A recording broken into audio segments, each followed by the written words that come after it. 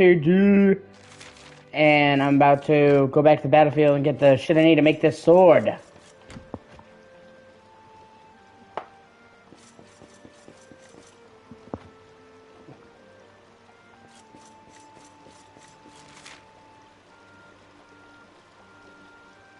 Well, after I rest the inn.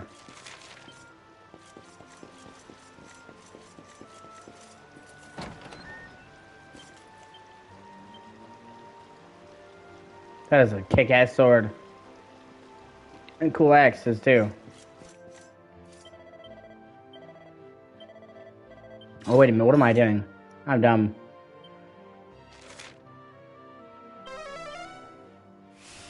I forgot I could just teleport there into the campsite.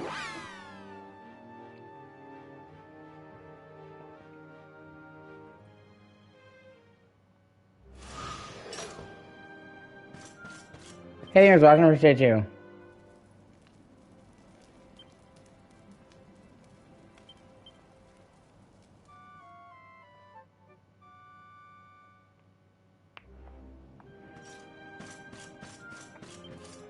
Okay, now I'm gonna save right here because I'm like 99% fucking sure we're about to get into a boss battle. When they stop you mid-dungeon and give you a save point, you know shit's about to go down.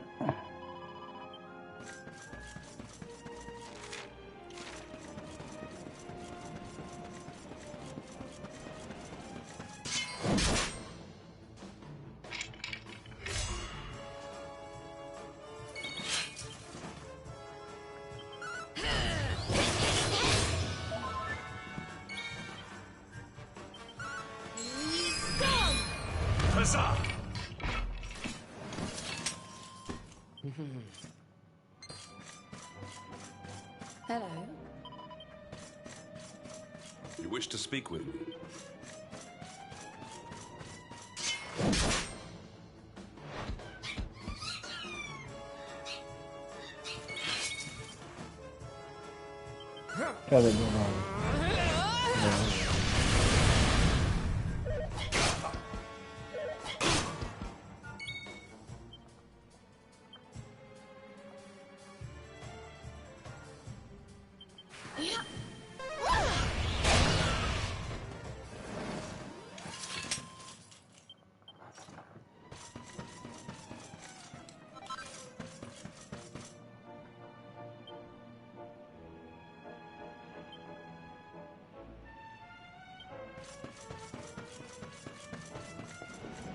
Or it could have been a midway point. I don't know. This dungeon is pretty fucking big.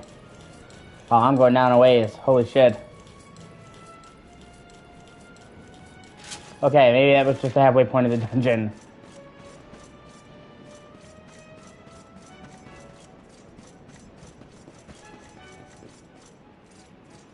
It's like, you know, there are times when you really don't want to fall. This is one of those times.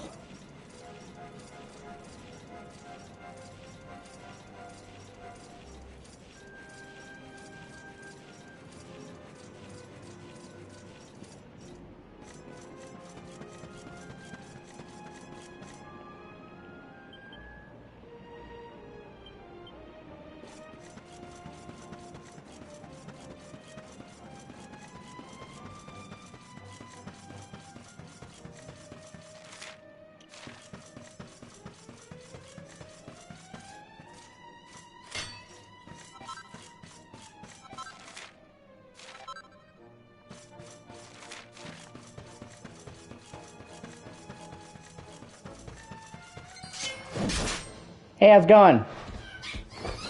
You know, I'm doing okay. We finally have a solid date for the move.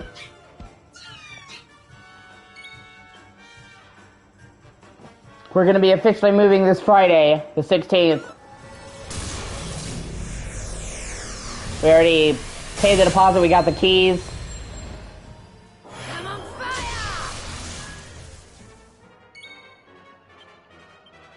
Now, hopefully,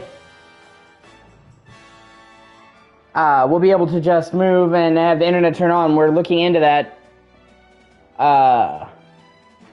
But worst case, I might be off the grid for a while after this Friday. But honestly, I am so ready to be out of here. They... Woo!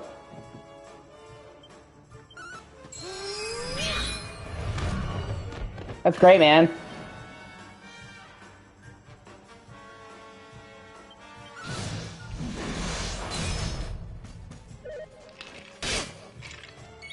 I'm sorry, remind me when your birthday was again? No, it's this month, I forgot the exact day.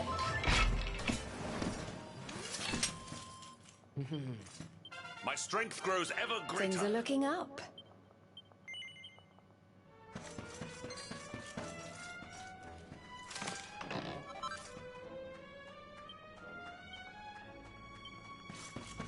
Next Monday.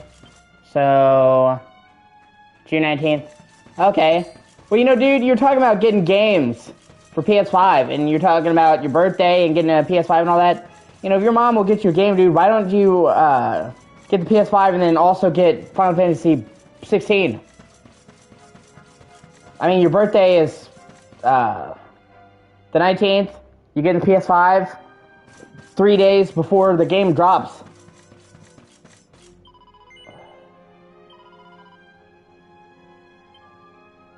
Oh, that's great.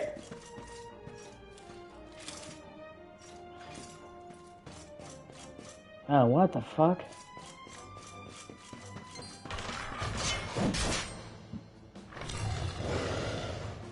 Because you seem to enjoy the, you know, demo a lot, so...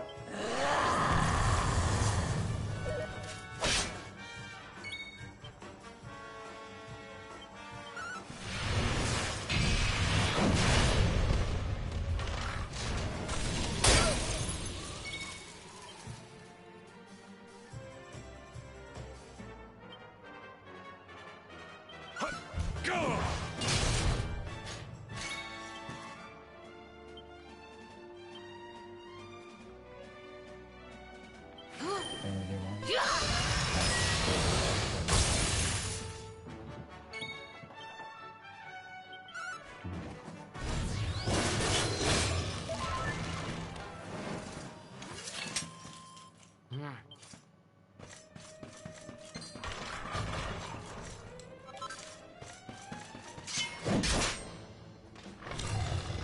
You know, I was thinking I might actually, when I get the full game, I'll actually just restart. Like, yes, you can technically bring over your save file from the demo, but like I said, the original game, the demo had some frame rate issues, and like I told you, they revealed that that build is over a year old. I might just want to restart the game and play through the opening sequence with the new build so I can play through without any of the frame rate issues.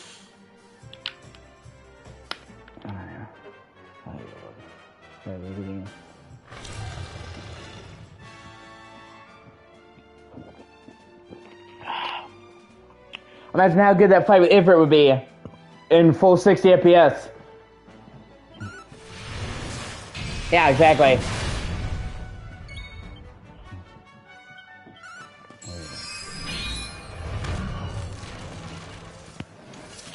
All is well that ends well.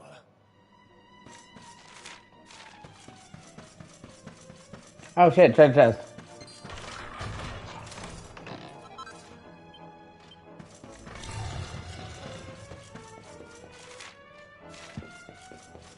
Is that where I came from, or...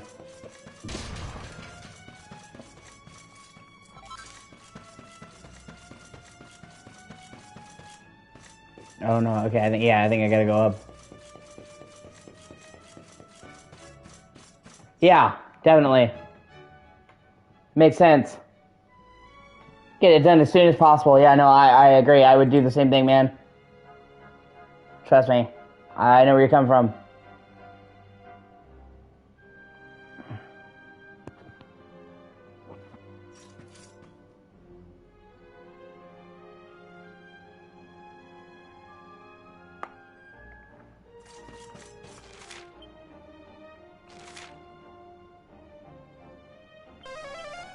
I'm just like, I'm super excited for the full game, honestly. I can't wait to play the full Final Fantasy 16. That demo was so fucking great. It worked too, because I remember them saying that beforehand they were worried about the pre-orders for Final Fantasy 16, but like as soon as they fucking that demo came out and Hill played it, the pre-orders for the game shot up like a shit ton. Understandably, because people played it like, I gotta get this game.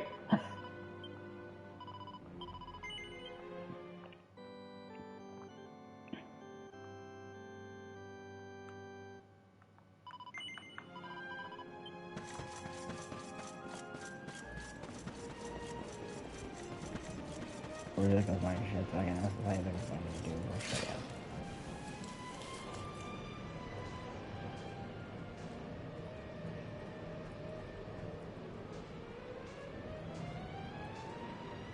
It'll be God of War, Spider-Man, Miles Morales, Mortal Kombat 11, Last of Us Remake. Yeah, and you know that's good because, I mean, the one, that's a really solid lineup of games. Two, even if a game doesn't have a bespoke PS5 version, it still will play way better. Just about any PS4 game that you play on PS5 will run like 10 times better, just by virtue of being on it. And some games especially, it's a night and day difference, because like, there are tons of games that had unlocked frame rates, and because the frame rates were unlocked when you moved to PS5, they'll be able to go to the 60 without even a patch. Yeah. Well, I mean, Lies of P is fucking great. I can't wait for that either. Dude, it fucking... Oh my god. I tell you what, man. If the Silent Hill remake actually does drop in September, holy shit.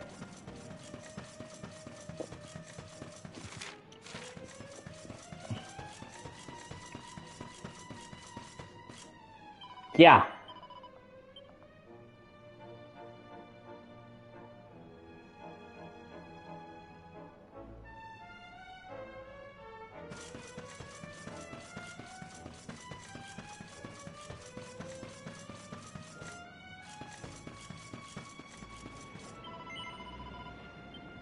Yeah, it's a monster. I know it's a monster. Don't be nervous now. Just relax.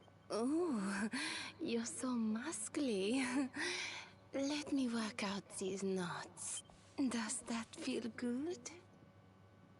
You'll tell me if it hurts, won't you?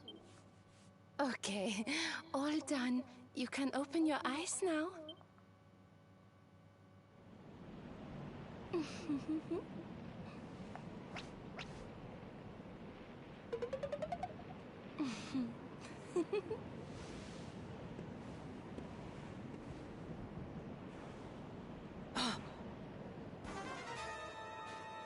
Right? I knew that was a trap. That's why I went back and saved. Time to take the plunge, darling. 3, 2, 1. Puff, puff!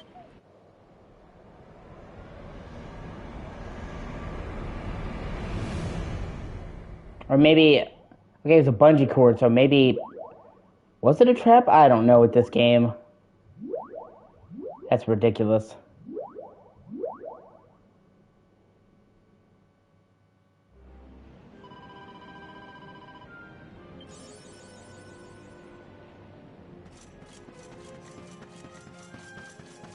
Yeah. Who the fuck even knows? She just randomly was there. I was like, what the fuck?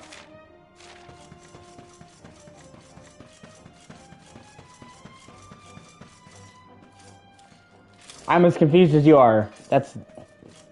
I don't even know what the fuck that Puff Puff did. Like, that was so weird. Okay, I already fought those. But like I said, this game has parts of it that are just outright fucking silly. Okay, I don't have the key.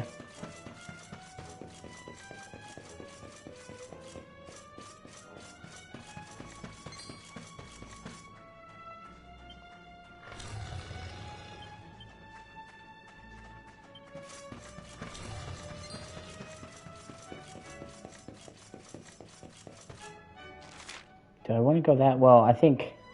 Oh, wait a minute. Okay, I think that's actually that shortcut I saw earlier when I was sliding down the rope. I'm trying to, like, reforge a Sword of Light. You know how the fucker destroyed it? I'm now basically in the process of reforging it.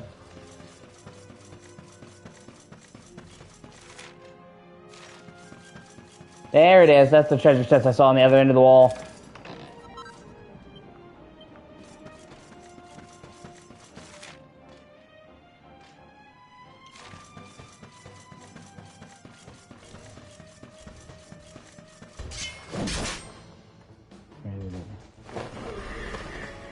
Okay, assholes.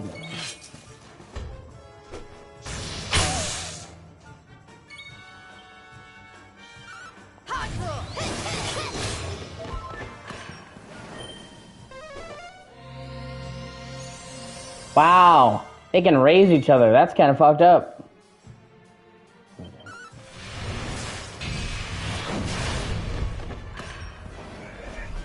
And I forgot about that. They can call for backup too. They're fucking annoying.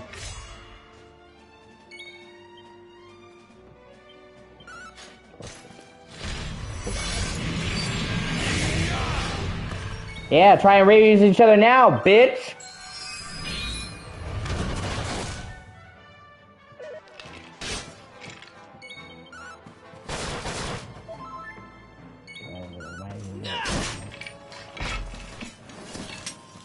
We win again. Usually when you find like a dead end like this, it means there's for sure good loot there, so.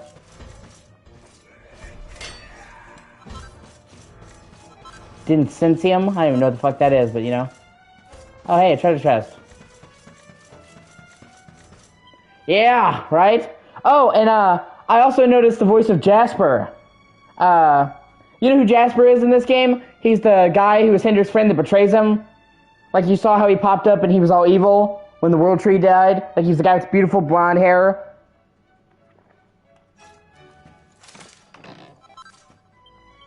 Oh hey, a sword. Or a shield, that's cool.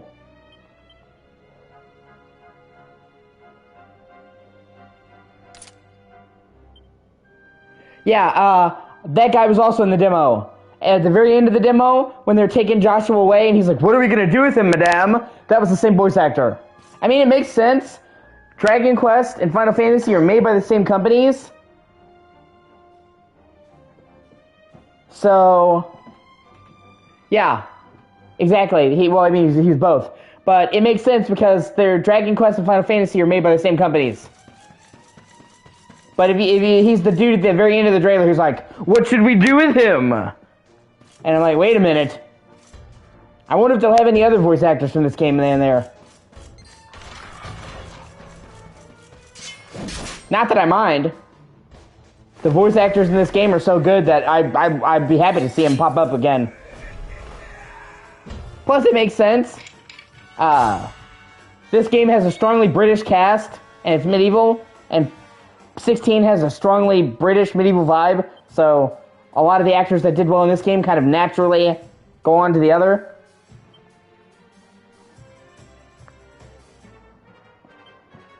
So,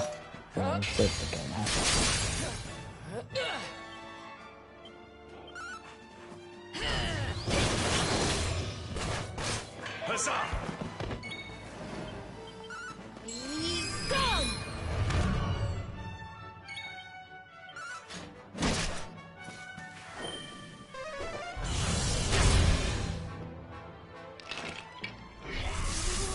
either way, I'm super excited.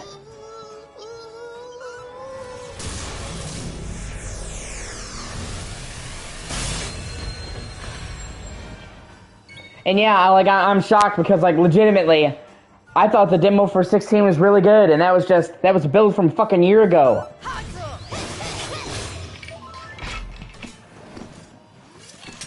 And they had to remind people that too, because they're like, didn't they say they were going to be doing a day one patch, and they were happy with the state of the game? They're like, why is it having these frame rate drops? And well, it's because they aren't doing a day one patch.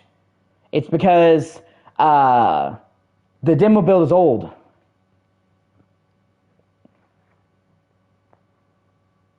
Yeah, exactly. That's usually what they do in the game industry. They have to set aside a special build for demos for press events.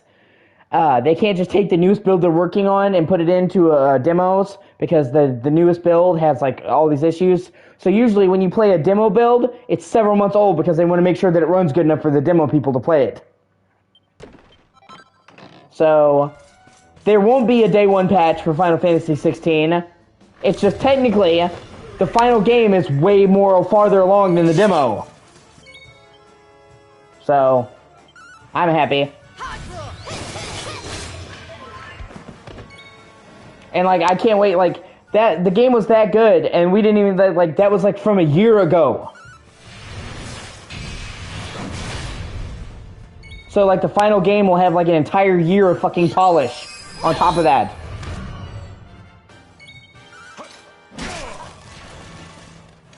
Dude, I'm gonna be so upset.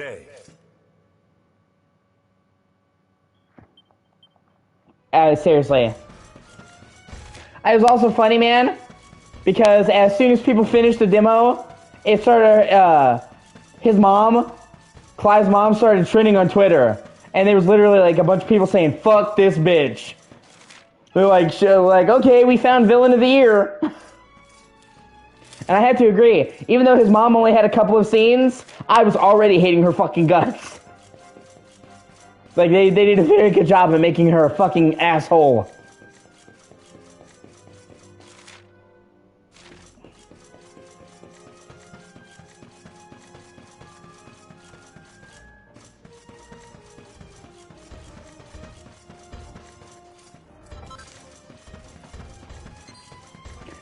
I don't know. I have to wonder, though, if she's as bad as she seems.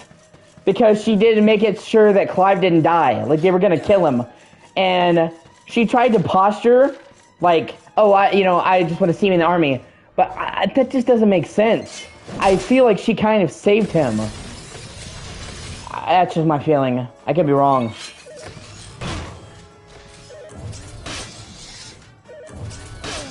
But I honestly got the feeling it would have been easier to just let them kill him. So, but the whole theme of this game is like medieval intrigue, so who knows? It could be like...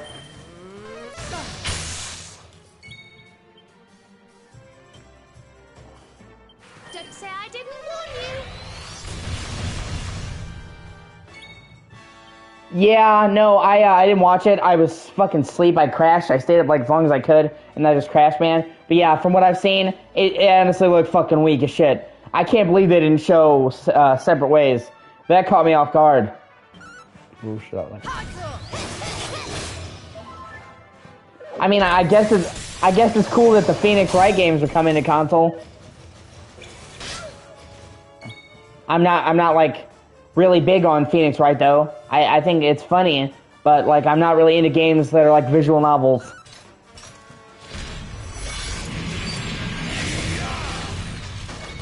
I'm not into games that are like that. I can understand why people like them.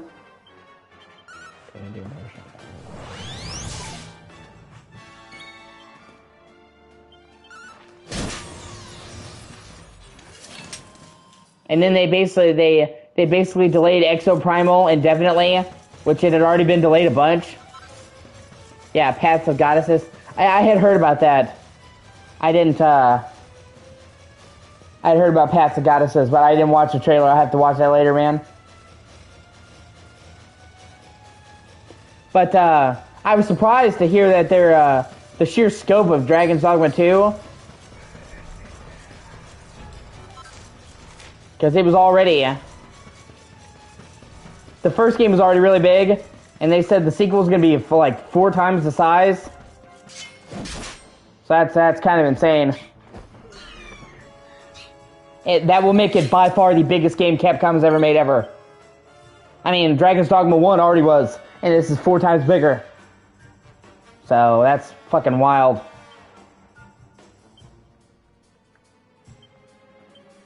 Let me at 'em. Yeah. Which I'm glad to see that they have a new Mega Man game, but it's not the Mega Man X game that I wanted. That I think everybody wanted. Ooh, look at that stuff.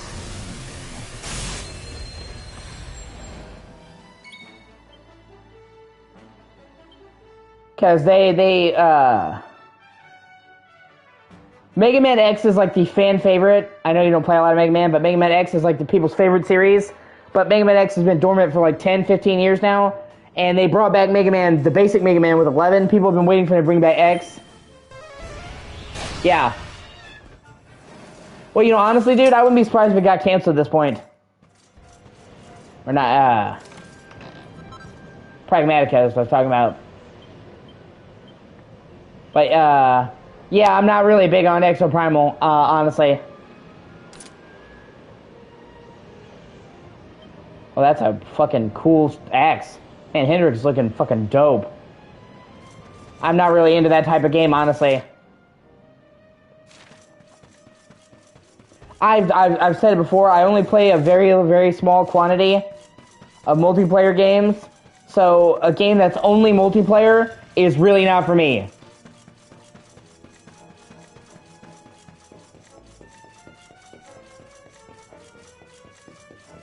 Yeah, no, it mainly is.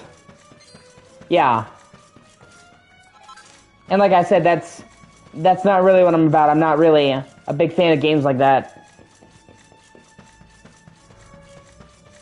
I gotta be honest with you, I am kind of looking forward to the new Ubisoft Star Wars game. I thought that looked fucking sweet. I have to watch the full trailer, but I've always loved Ubisoft. And they're basically doing like a Ubisoft shooter, but set in the world of Star Wars. I am more than happy with that.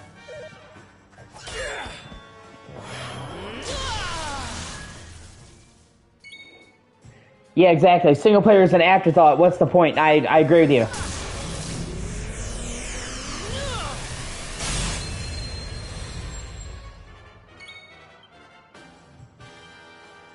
I totally agree with you, man.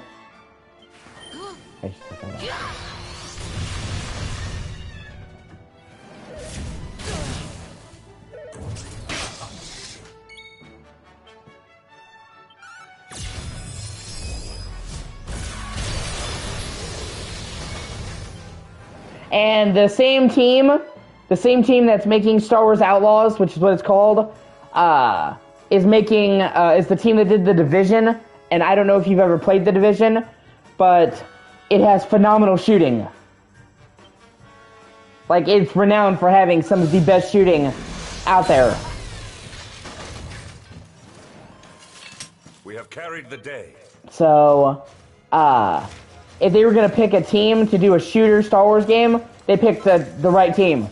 Like, that's what that team does. So, that's, that's great. And, like, you can get on a land speeder and drive around. Like, it's a massive open world. So, and then also, they showed off the new Avatar game. And I'm not even a huge fan of Avatar, but it looks fucking amazing. It's not based off of a movie. It's not like a movie tie-in. It's based off of, like, the universe of Pandora, but they've been making it for years. And it's almost like Far Cry on a fantasy world, on, like, an alien planet. Because it's first-person shooter, riding mounts, guns, and you have, like, the Navi shit, like the bows, but you also have human weaponry. So, shotguns, shooters, bows. It's almost like an alien Far Cry. So, I'm down. That sounds good to me. Yeah, exactly. For the 40th anniversary, I agree, that was weird.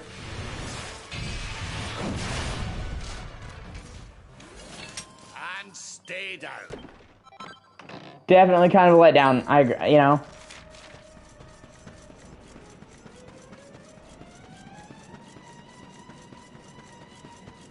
Either way, I'm sure that it's, I'm looking forward to it. I'm sure that Separate Ways is still in the way. I guess they just don't want to show it. I guess they just don't want to show it until it's 100% done. Like they're about to release it. So, but I understand that. They don't want to get people's hopes up and then have to delay it or whatever. So, I understand they wanted to take some time. Yeah. Nobody was fucking foaming at the mouth for fucking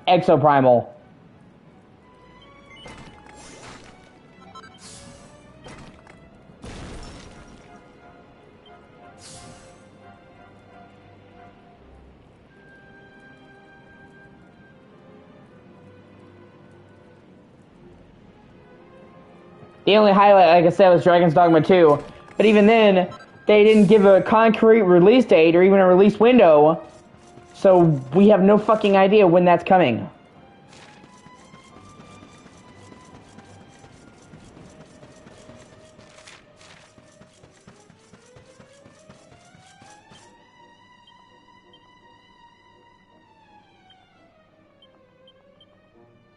So, you know, like, I'm excited for Dragon's Dogma 2, but it's hard to, like, be really excited when we don't even have a vague idea of when it's coming out. It's fucking nebulous. Like, even if they had said 2024 or 2023, it would have still been better because there's something. It's just, oh, whenever. Which is kind of weird because, like, looking at the footage that they showed yesterday and then the footage they showed today, it honestly looks like Dragon's Dogma 2 is pretty close to finished. It doesn't look like, oh, this game's a while away from releasing. So, it looks like close enough to launch that they should have an idea. Something tells me we found our special ore. Huh? You have got to be kidding me. But meanwhile, there's like...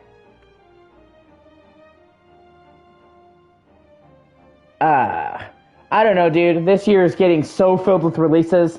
It's kind of fucking insane. You know, maybe that's why they didn't announce the release date. Yeah. Well, yeah. Like I said, she died. Veronica died. But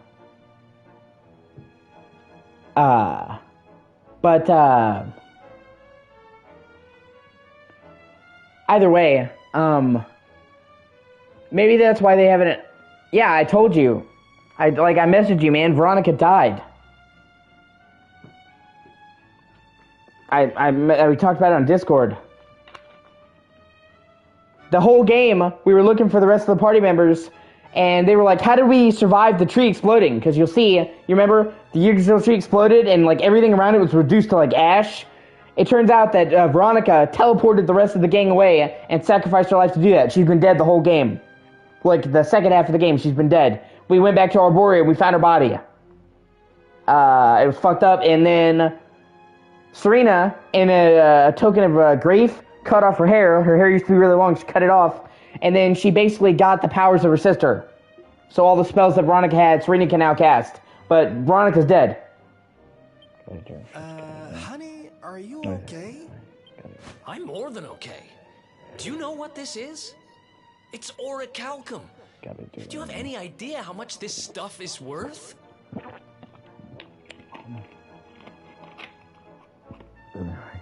Orichalcum? Well, well. I've read about it in books, but I've never seen it with my own eyes.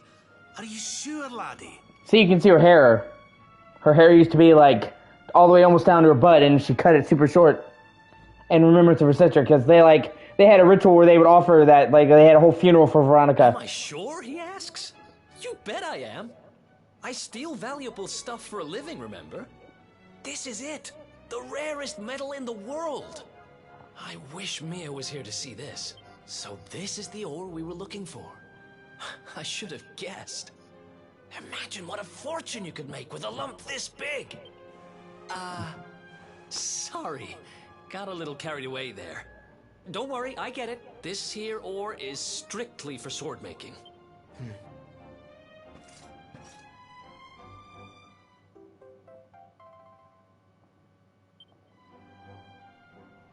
We're one step closer to making that sword, but we've still got a way to go. Let's hit the road. Oh yeah, shit, yeah, I also got this. Just wait.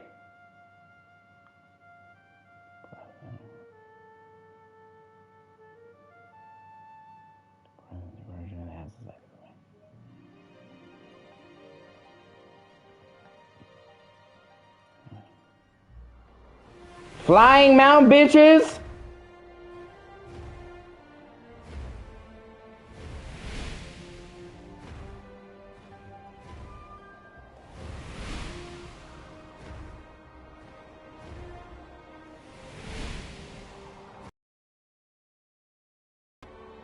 Like, yeah, you remember me?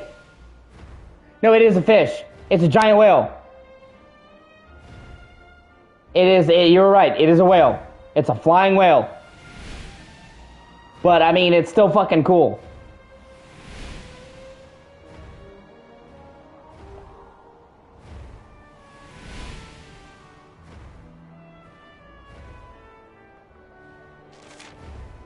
Okay. Yeah, that's right. I gotta go to Gallipolis now.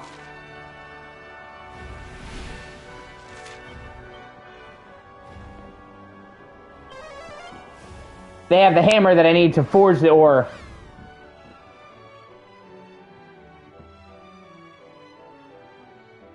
And there's actually all kinds of like new sky islands I can go to.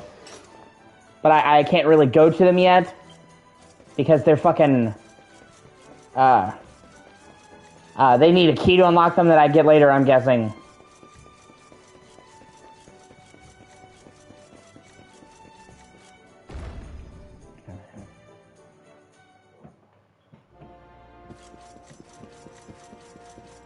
But still, there's like a bunch of new places that I can go to once I get the key.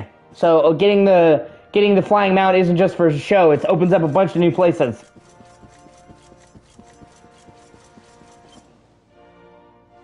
Is there something I can help you with, Lord Robert? Lord Robert? As a matter of fact, there is. I need to pick your brains about a giant hammer that's supposed to be kept here in Gallipolis. We're going to need it to defeat Mordegon, and apparently, you lot have had it since the Age of Heroes. A giant hammer, you say? Ah, yes. You mean the forging hammer. It has been in the royal family for generations. And the forging hammer's pretty amazing. It's basically the Dragon Quest equivalent of Mjolnir. Ferris, fetch the forging hammer from the treasure room. Why do I feel that it got stolen? I feel like it got stolen.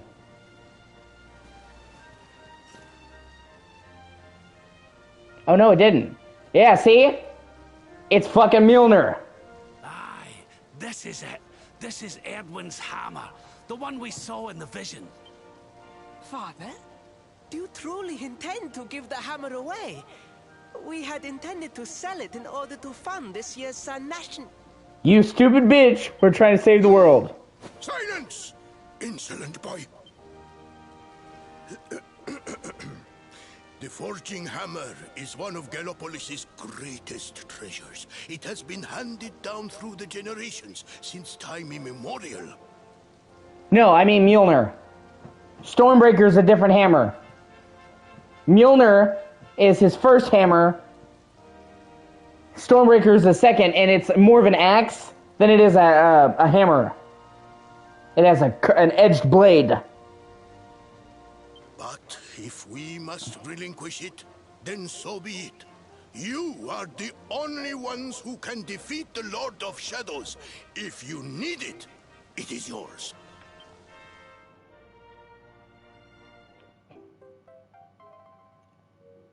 I'm a comic book nerd. My nurse once told me that the power of the spirit of the land resides within the forging hammer. It is said that it can beat even the hardest of metals into shape. At least, I think that is how the story goes. Yeah. Well, I hope it helps you on your quest. Best of luck, dear friends. I shall be expecting good news. I agree.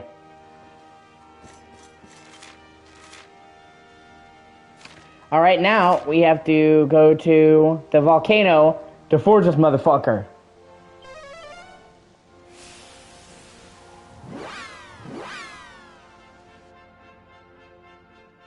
We have to get the sword of light.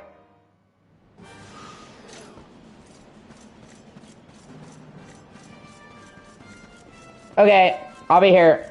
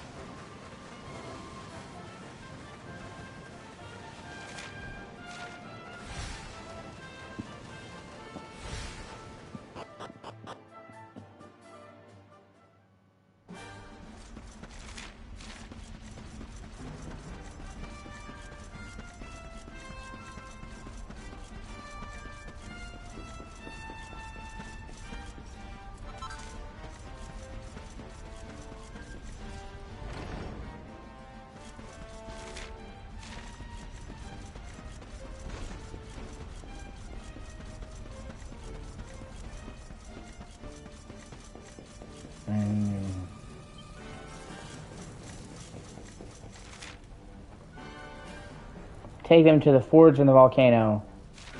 Okay.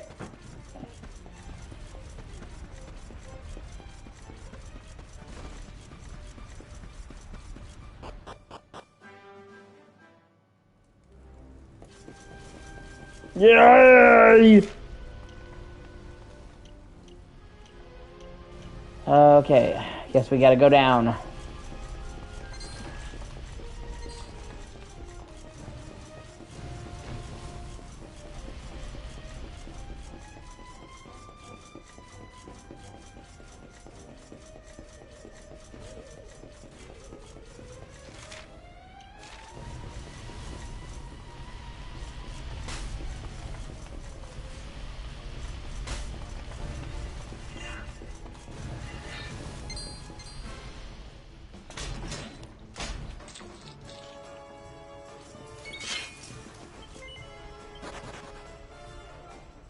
Oh, you motherfuckers.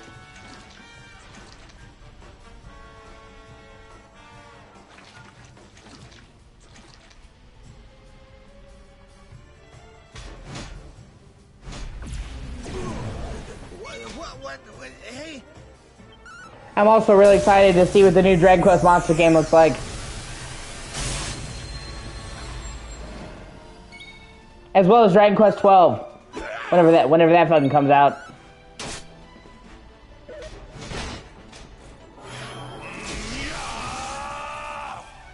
Because I mean, if Dragon Quest looks this good, if Dragon Quest 11 looks this good on fucking PS4 with Unreal 4, I can't wait to see Dragon Quest 12, which is going to be a PS5 exclusive and be on Unreal 5. I think it's going to look fucking amazing.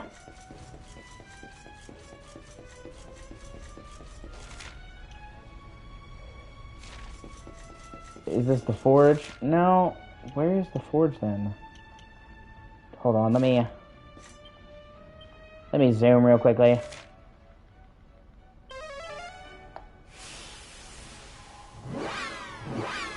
I'm trying to like figure out where I need to go in this mountain to forge the thing, because I thought that was where.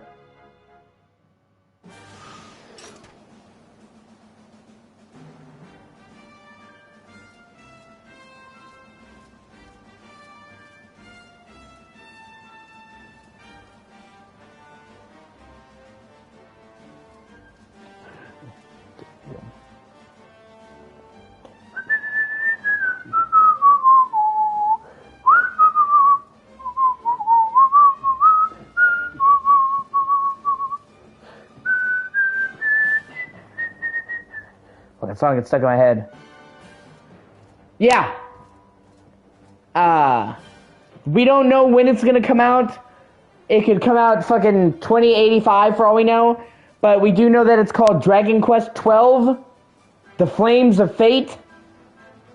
And that it's going to be a PS5 exclusive. And that it's going to be on Unreal 5. This is on Unreal 4. So, and if you've seen Unreal 5, it's an insane fucking engine. So,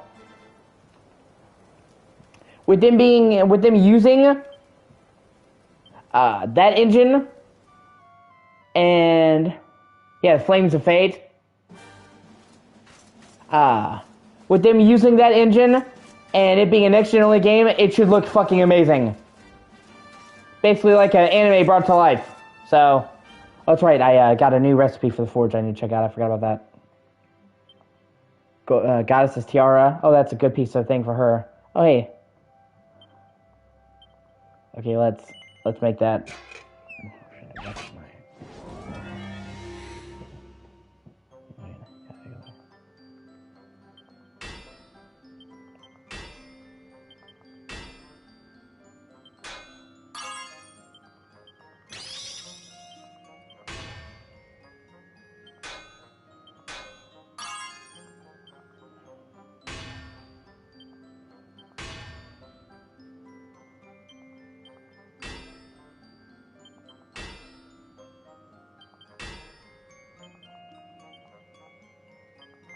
Yeah, it's probably gonna be a failure, but I don't fucking care. It'll give me the item. I'll have to wait until I get like maxed out in the forge before I start like redoing these items. Either way, I still got it, so. Some of these, like, higher level forge things are actually really difficult.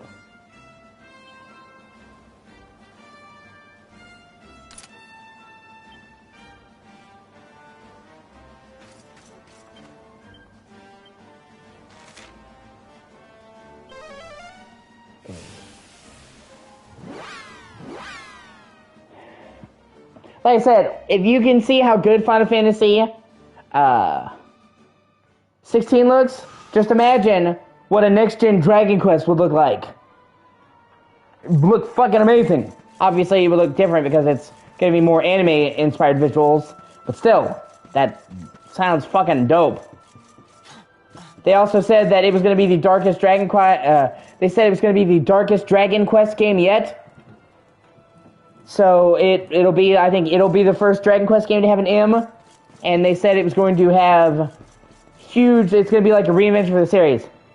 Basically, they're saying it's going to be, in the same way that Final Fantasy 16 is the start of a new era for Final Fantasy, Dragon Quest 12 is going to be the start of a new era for Dragon Quest. So it's pretty good. Hopefully we'll see that sometime soon. We don't know when it's coming.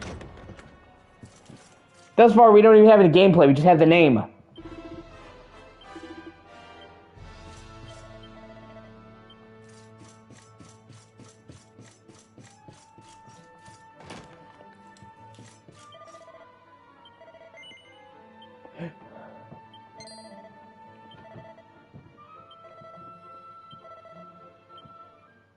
Okay, there we go. I got the key now to the mountain. Sweet.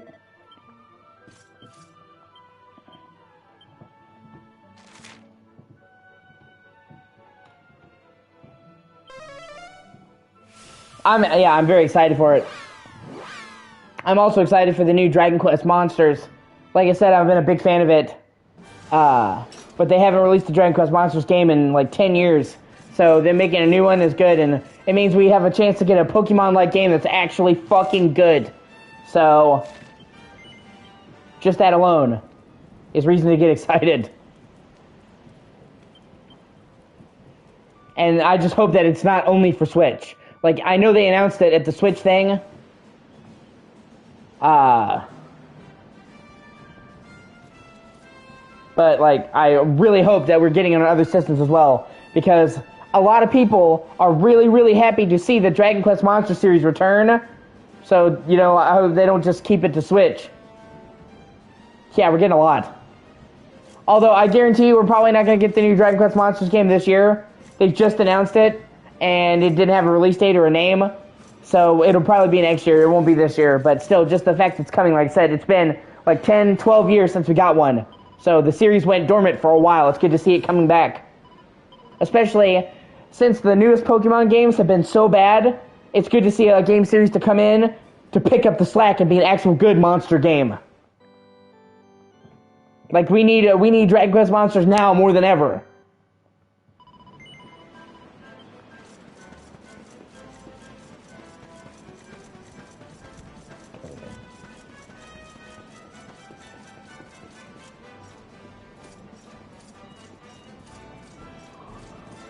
I mean, I had the money, man.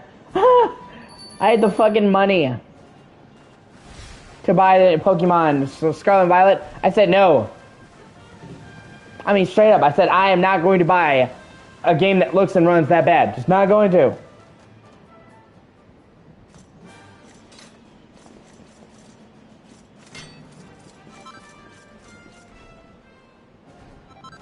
I mean, I'm a huge Pokemon fan. I've been like a Pokemon fan like most of my life, dude. And yet I am so fucking tired of what Nintendo's doing in Pokemon. I basically stopped playing Pokemon games. I'm done. Until... Yeah, exactly. I firmly believe, dude. I firmly believe that you speak with your wallet. And I cannot condone buying that, okay? A Scarlet and Violet, especially not considering they're fucking full priced. I'm not going to pay $60 of my hard-earned cash to fucking play a game that looks like it was made on PS2 in somebody's garage. Just no.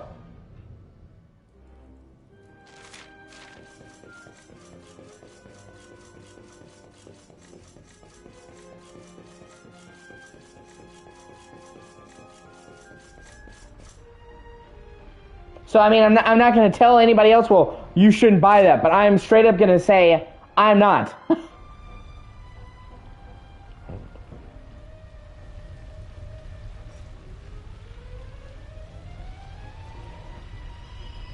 Maybe if it was on sale, but, you know, they never ever... Yeah, no, I mean, yeah, I'm sure the Pokemon in the story are good. But... you know, and the graphics and the performance suck ass. Like, you'd think that if the graphics were that bad, that the performance would make up the slack. Like, if it didn't look good, then it should run well. But it's like, it's the terrible twofer. It looks bad and it runs bad. Despite looking like a bad PS2 game, it has trouble maintaining a solid, like, 30 frames a second.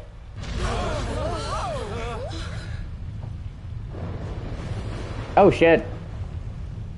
What's happening?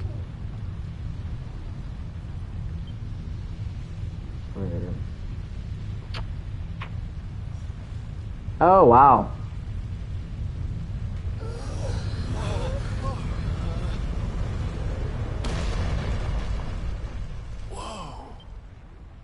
Oh.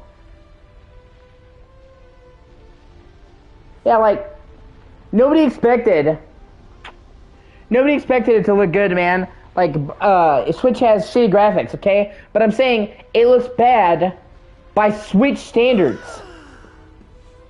It's beautiful. This is the place we saw in the vision. I'd know that decor anywhere.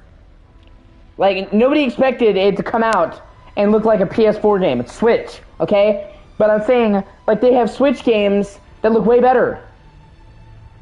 Mario Odyssey looks really good. I think Mario Odyssey actually looks good. And Mario Odyssey runs at 60. Breath of the Wild. Breath of the Wild's a fucking Wii U game. Like I said, it's basically a Wii U game that got a coat of polish for Wii U or Switch. Breath of the Wild looks good. Fuck. Pokemon Sword and Shield look better. How the fuck does the 2017 Pokemon game look better than the 2023 Pokemon game? And I don't just mean even in the fixed areas. Even in the fucking wild areas, Pokemon Sword and Shield look better. Well, what are we waiting for? Let's make a new Sword of Light so we can go chop the Lord of Shadows down to size.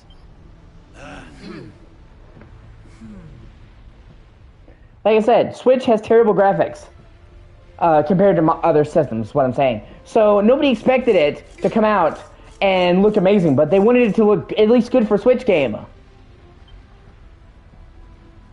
So, you know, I'm just not, you know. I have basically stopped loving Pokemon. Like, I love Pokemon, dude. I grew up on Pokemon. Literally, I fucking got all 150 Pokemon in Pokemon Yellow. I remember sitting there with a Game Boy Advance, had a magnifying glass on the screen, and a light that you plugged in, because back then we didn't even have built-in lights in our handhelds, okay? Sitting there as a little kid playing Yellow, okay? Getting all 150 Pokemon. Oh, okay, there you go, 2019, my bad.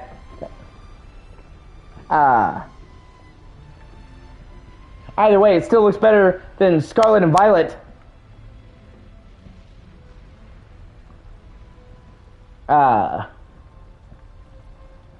But, you know, so, I love Pokemon, dude. I love Pokemon so much. But I'm not going to condone this fucking bullshit. They're ripping off fans. They're asking, like, terrible. And like I told you, Pokemon is the highest grossing franchise in the world. Even, like, you know, more than any other franchise. Overall, it makes the most because they have the game, they have the action figures, they have the cards, they have the anime, the mangas. Overall, it's the highest grossing franchise in the entire world. They have the money to make a good looking game. And it's pure laziness.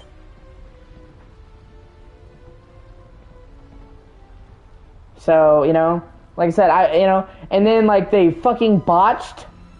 They absolutely botched the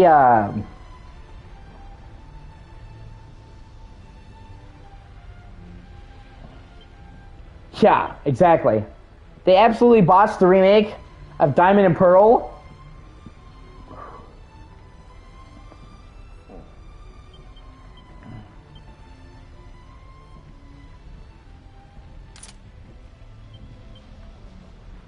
Like the remakes of Diamond and Pearl were fucking terrible.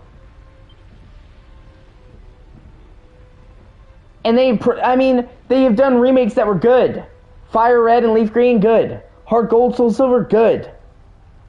Omega Ruby and Alpha Sapphire, good. So they showed they could do it, and they, like, Game Freak didn't even do it, man. They literally handed off that Pokemon game to a third-party studio. What the fuck?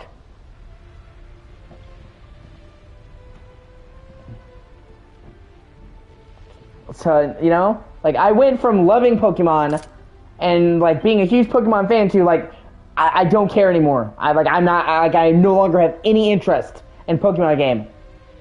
The only way that I'm gonna get back into Pokemon is if they fucking show with the next game that it looks amazing. But I don't think they're gonna do that.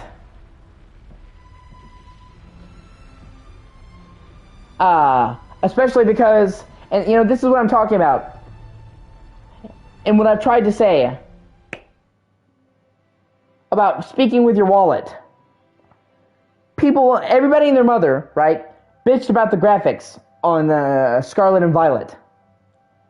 Nobody liked them, okay? They still bought the game. The game still sold like 15 million copies, okay? Making it one of the best-selling games in the world. Okay? So, Nintendo isn't going to hear the fans complaining that it doesn't look good. What they're gonna see is that they may have bitched, but they still bought the game. Money talks. If these people wanted better, yeah, I agree. Yeah. So these people,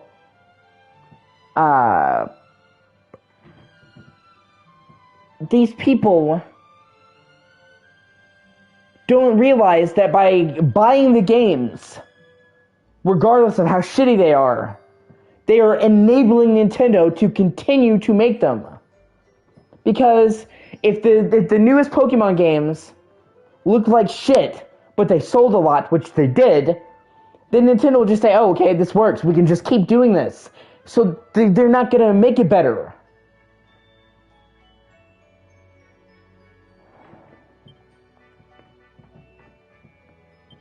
And that's what, like, breaks my heart, dude, because I swear to God, like, Pokemon has almost become like Gucci, where it's almost more about the brand now, because I swear to God, these Pokemon fans will buy anything with the Pokemon name on it, regardless of if it's good or not, okay? And I mean, I love Pokemon. I love a lot of series, but I'm not just going to buy anything. If they came out with the next Resident Evil game, and I'm knock on wood, because I don't want to jinx us, but if they came out with the next Resident Evil game, and it looked like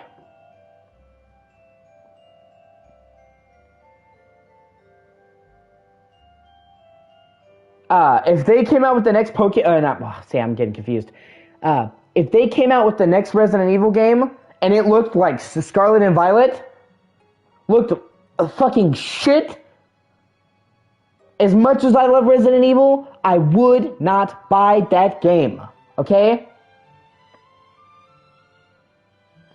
Because this looks terrible. I'm not going to pay for this. Game companies will never rise to the occasion if you don't demand that they do. If they think that they can get away with shitty graphics, they will. And once again, that was just an example. Like I said, Resident Evil, you can tell that Capcom cares about Resident Evil. They're not just playing it safe. You can tell they genuinely care. So I don't think that will happen. Like, they take pride in making sure Resident Evil's awesome. But I was just giving an example. Like, even if that's one of my favorite series, I'm not going to buy it if it looks like that. And yet there's so many people who, well, it looks like shit, it runs like shit, but it's Pokemon, so I'll buy it anyway. No! If you keep buying shit like this, you're basically telling them that they can keep giving you shit, and you're going to keep buying it, so they will. I mean, look at it like this. Pokemon Arceus looked like shit. Everybody said it looked like shit. People bought it. So they kept on making Scarlet and Violet look like shit. And now, because Pokemon Scarlet and Violet were a huge success and made just insane amounts of money, the next Pokemon game is most likely also going to look like shit because they don't need to improve. It's sad. Yeah, I agree. But, you know, see, dude, like, I don't even think it's a question of them listening to their older audience. I think it's a question that they don't care about their audience. If you look at all the major companies, Nintendo, Sony, Microsoft, Activision, even though they're shitty, Capcom, all the big game companies, not just the big like console manufacturers. Nintendo is one of the worst in the entire world when it comes to listening to their fans. They do not care about their fans. And it's kind of soured me on Nintendo, man. Because they don't want you to play their old games. Never mind the fact they won't re-release them.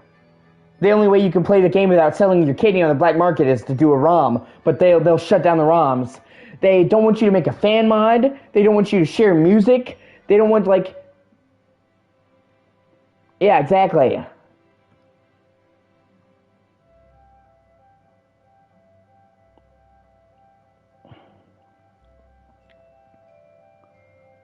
Nintendo does not care about their fans. And I mean, they've never really cared, but it's gotten really bad lately.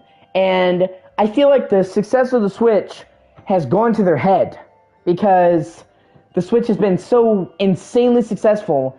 Like, it's selling, it's breaking records, and the Switch is super cheap to make because it's outdated technology. So every time they make a Switch, they're making hand-over-fist profits.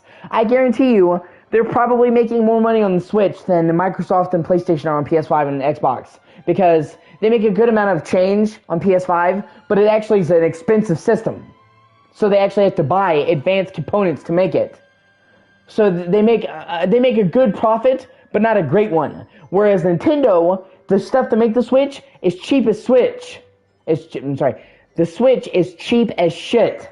So they're making a profit ratio of like 10 to 1.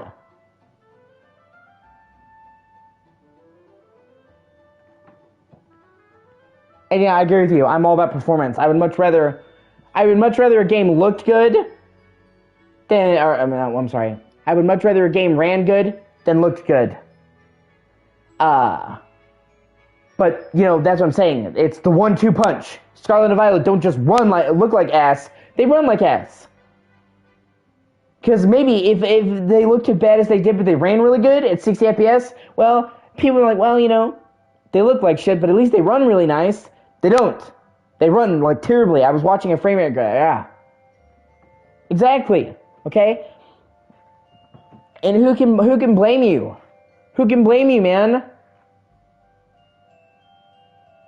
Who can blame you? There's no legal way to buy those games anymore. So you either have to fucking spend $200-$300 to pay for a game that's super old, and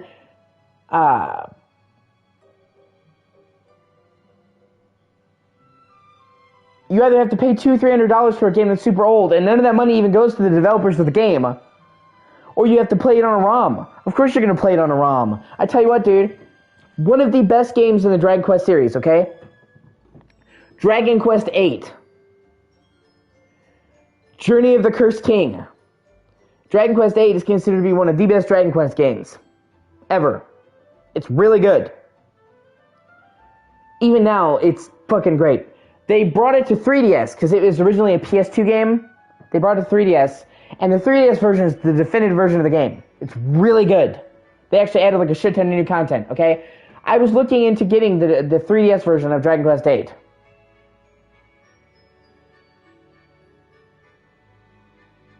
And it would be like $100. $100 to $200 to get a copy. Now I want you to understand, Dragon Quest VIII for 3DS, brand new when it first launched, was $40.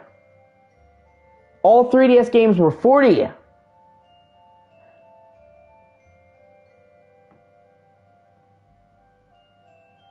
So, I have to pay 3 times what the game was worth brand new for a fucking used copy?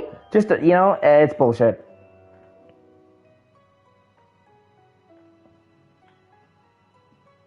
That sucks. So it's like, it's so frustrating. Yeah. No, dude, you don't have to tell me. I know exactly how you feel. Yeah, this happened to me. I totally get you, man. Yeah, that sucks. Ooh, actually, I like the way that looks. Let me see if I can get a good picture of that.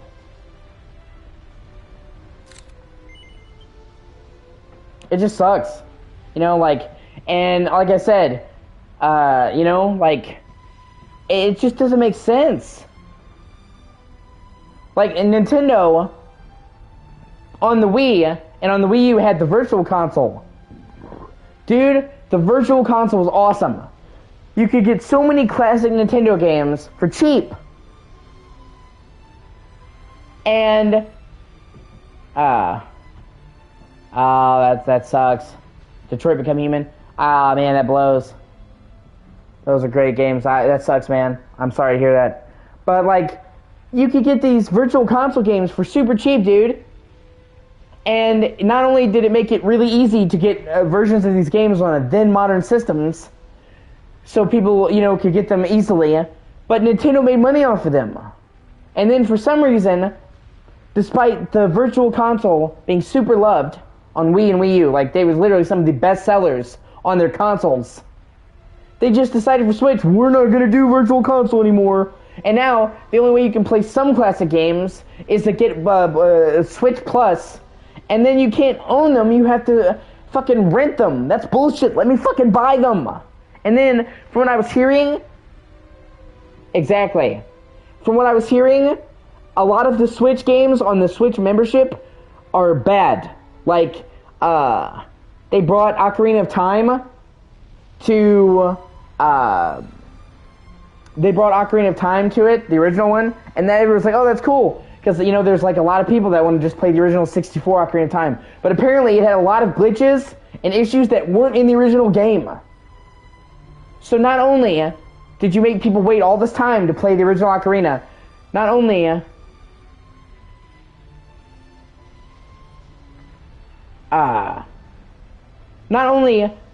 can you not buy them, but they have problems that the original games didn't have. What? Like, what? And hold on, let me see what you're saying. I'm just like, that's fucking baffling to me.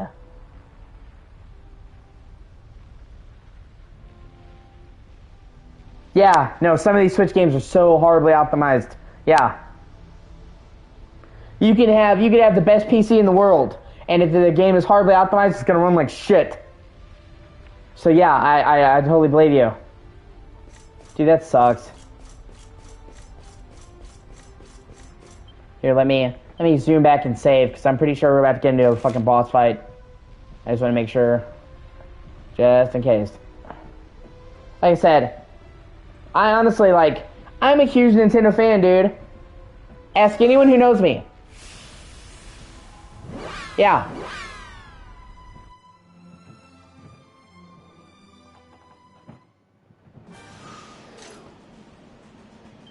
I'm a Nintendo fan. GameCube is one of my favorite fucking systems. Ever. Yeah, exactly.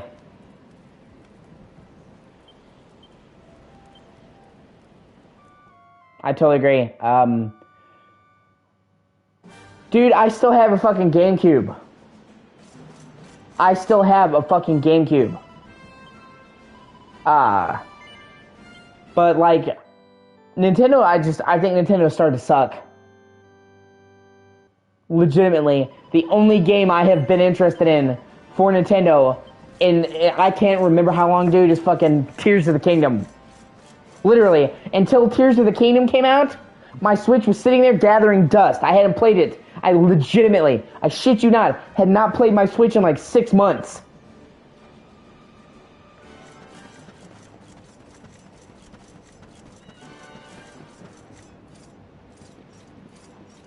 Plus, because of how ass backwards Nintendo is, because Nintendo is dated with everything, Nintendo can't do anything that's up to date. There's no streaming on Switch, so that's also stopped me from playing it. I'd love to stream these games. Xbox has streaming, PlayStation has streaming, not Nintendo. So I'd have to get a fucking capture card and all that. I don't have that yet, you know?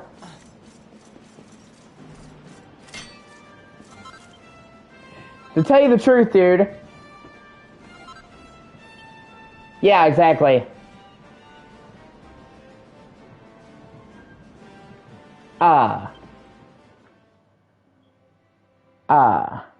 Right now, I barely have enough money as it is. I'm barely getting by, so I don't have the money to buy a capture card and a fucking laptop, even a shitty laptop. You know, the only reason, to tell you the truth, why I am getting I got Final Fantasy was because I had a sugar mama.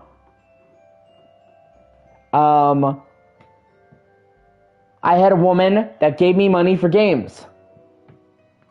And I'm not going to say who it is, because I don't believe in that. And I wasn't conning her or anything. I asked her, and for some strange reason, I seem to be very gifted at getting women to spend money on me. And I'll knock on wood. I don't know why. Women have always bought me shit.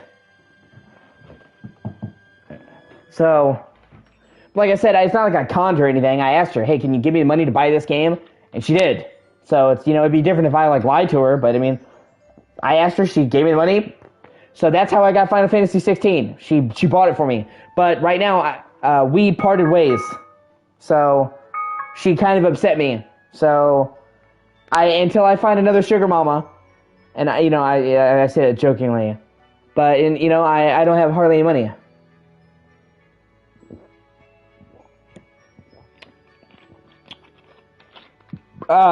We broke up a long time ago, dude. That's what I'm saying. That's a totally different chick. Actually, like I said, if you've ever seen him in the group, he's got like the kind of like the black Krillin profile picture. He's the guy that bought me Resident Evil 4 remake. No, man, she's a bitch. I wouldn't worry about it. Like, we broke up months ago. Like, she promised she would get it for me, and I didn't even ask her. She offered. And then, like, a week before the game came out, and then Nero, who's the guy I was talking about in the group, he's also in the Discord, he bought it for me. The only reason I got it is because of him, and I thanked him for it. Every one of the streams that I did for Resident Evil 4 Remake, in that first playthrough, I thanked him and gave him a shout-out. So... And, like, I didn't even ask. He stepped in, so...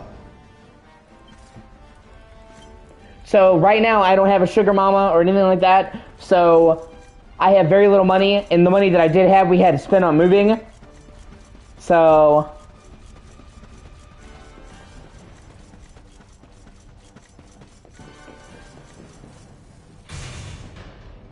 And what I'm trying to do now... What I'm trying to do now is get up the money to get Amnesia the Bunker. That's the only game, man, besides FF16, which I've already bought, that I really want. Yeah, exactly.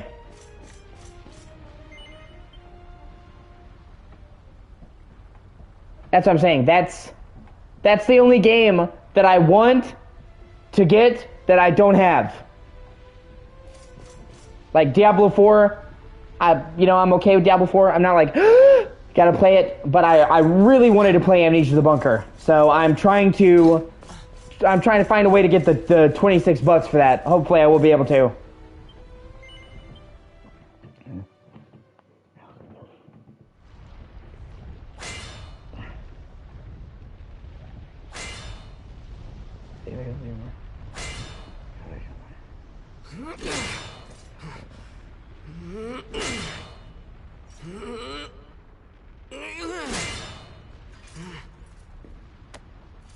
And the gameplay that I've seen for Amnesia the Bunker looked really good, but I've avoided any in-depth gameplay.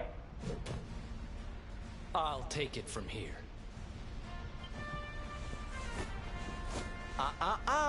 I'm not about to let you steal all the glory, honey. If you get to have a go, we all do. Like, I haven't seen any plots and absences. I haven't seen where it connects in the lore. I've avoided all spoilers for Amnesia the Bunker because I really think it looks amazing and I want to play it for myself.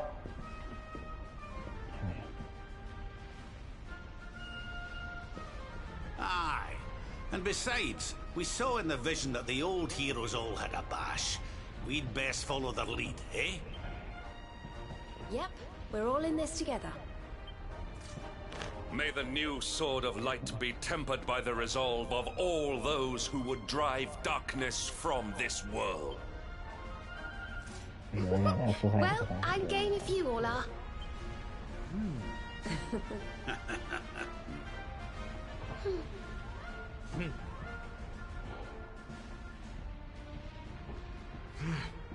Like I said, I'm looking forward to it. Plus, like I said, it's only $25, 26 attack, so... If I hadn't met you, I'd never have been able to save Mia and make things right. Now it's my turn to help you. Oh, shit. Haha! Let's get this sword made and the world saved!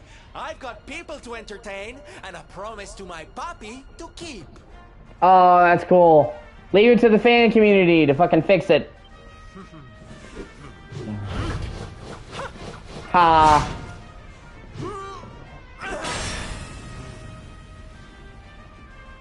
Eleanor, Erwin, your boy turned out all right.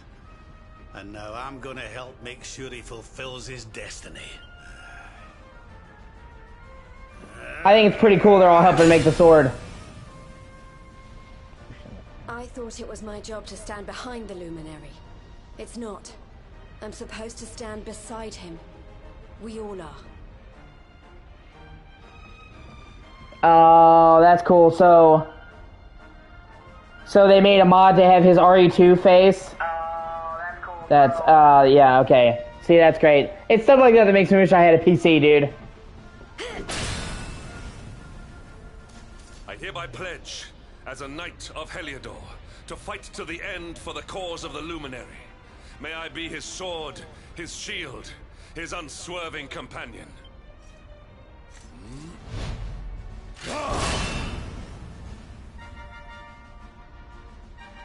Veronica, I promise to finish this without you. I'm stronger now, thanks to you. For the Luminary!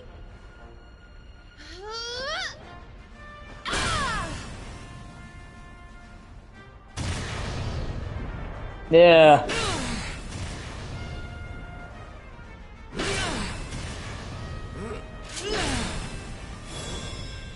Oh shit.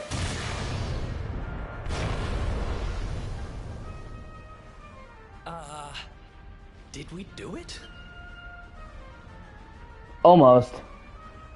Well, I guess there's only one way to find out. Pick that thing up and give it a swing.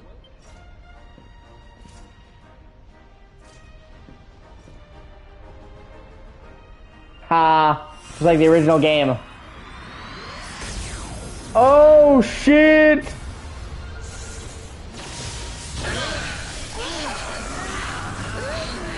I have the power!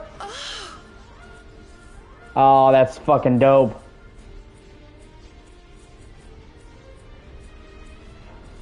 That actually is that fucking dope.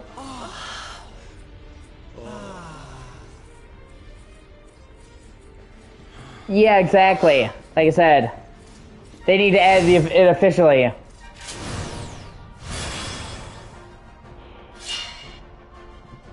You're goddamn right. I think I'm heading up to the end of the game. Your allies are assembled. You have the means to take to the air, and now you possess the Sword of Light. The time to face the Lord of Shadows is at hand. Yeah. What he said. Let's finish this. Yeah, I think I'm getting close to beating this. Yeah, apparently Act 3 is after... Apparently Act 3 is after the end.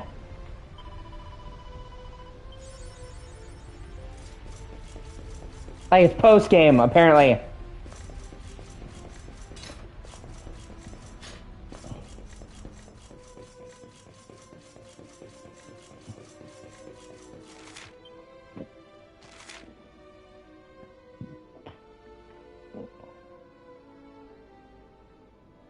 Which is, you know, it's cool, so... I'm gonna be playing that, too. And actually... It seems like the post-game actually kind of fucks around. Yeah. Exactly.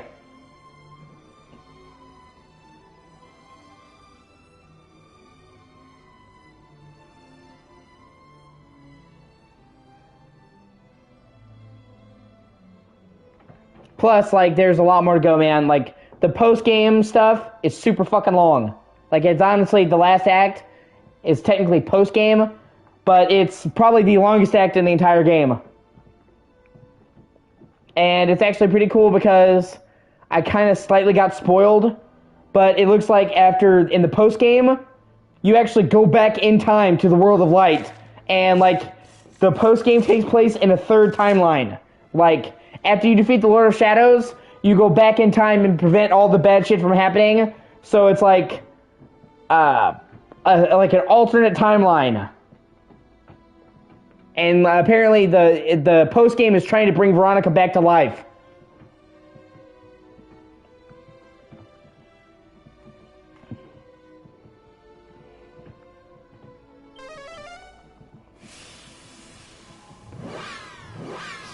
So everybody, you have your memories. All the party members remember, but everybody else... forget. So you basically fix it and it goes back to being pretty and not all fucked up. So yeah.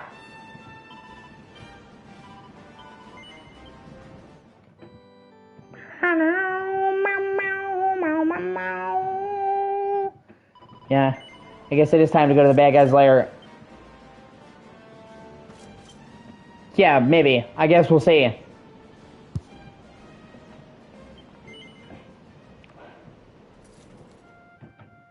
Yeah. It could be. Who knows? I just know that's... Apparently Act 3 is them trying to figure out a way to save Veronica. And there's all kinds of new places, so...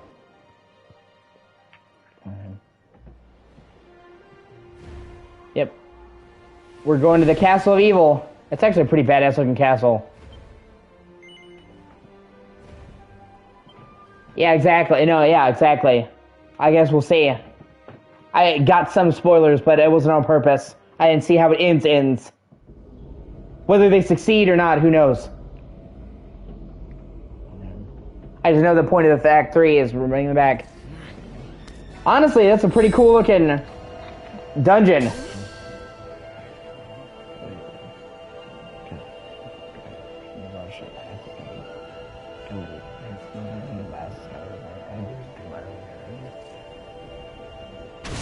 Probably, he's the bad guy's main underling. Gabby's digging you. Gabby's digging you. Oh, shit. Most likely we have to kill him and then kill the big baddie. So this is it.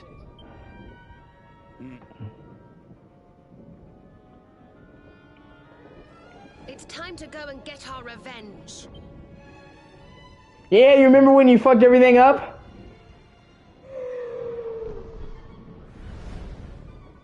It's like, hey, Morgan, you remember when you fucked everything up? Well, guess who's back?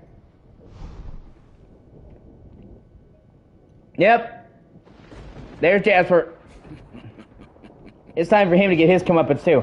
Man, it's a really cool looking dungeon. If this is technically the last dungeon of the main game, this is a pretty cool fucking dungeon, I have to admit.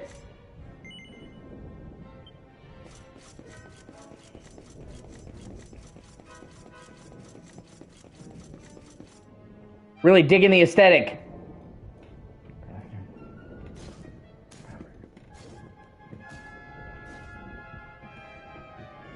Mordegon's domain, at last. We must be on our guard. Yeah. Look out! No, you're right.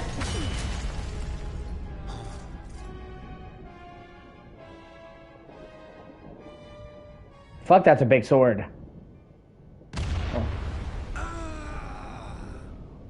What in the... Oh shit! That's the guy that Eric fought when he lost his memory. That he couldn't beat. You eluded my blade. Of course, I would expect no less from the vanquishers of my fellow spectral sentinels. Well, finally I get to kill this fucker.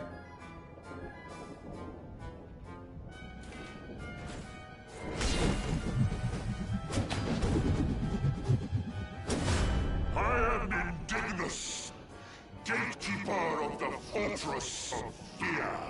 Luminary, you have done well to make it this far. An impressive feat indeed for a mere human. But this is where your story ends. You shall not meet my master. You shall die like dogs at his door! That's what you think, dickhole. Right? Let's do this. He looks like he's like the world's biggest rave fan. You again.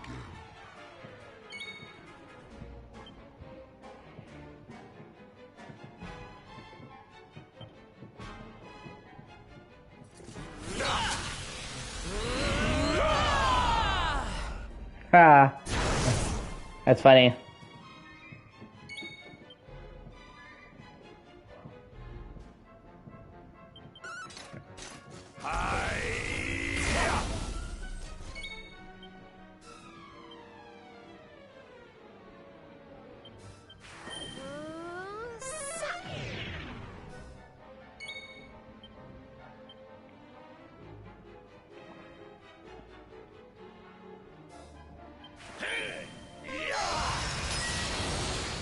Yeah, no, he is pretty jacked. Prepare to die!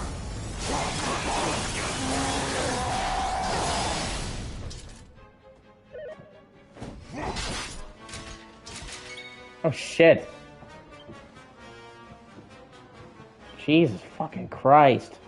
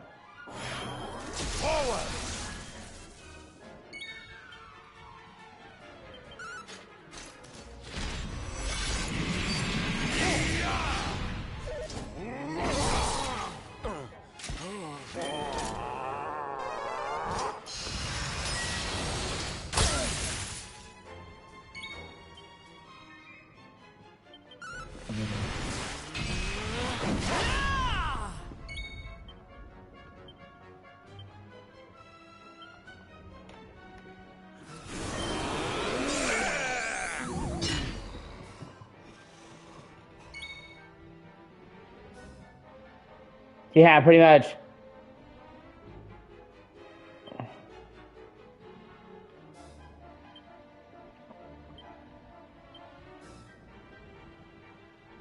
All right.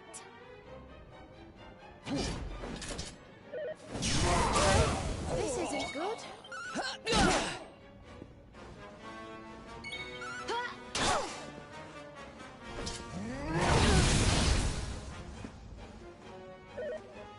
Yeah. I might have to come back. Oh well.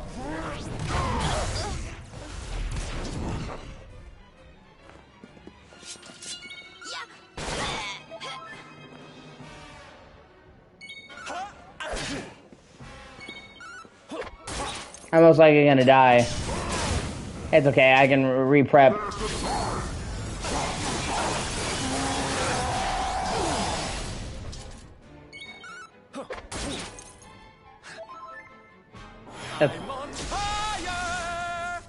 That's why I'm glad that I fucking saved before I did this boss.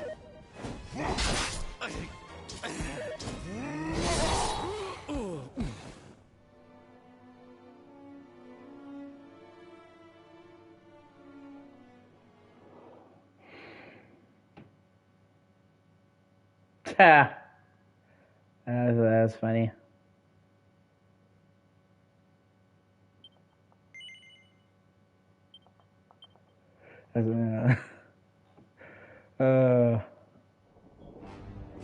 Hold on.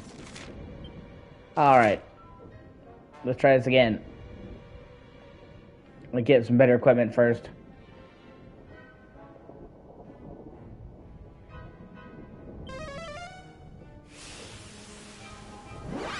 Then I'll be back to take on this fucker.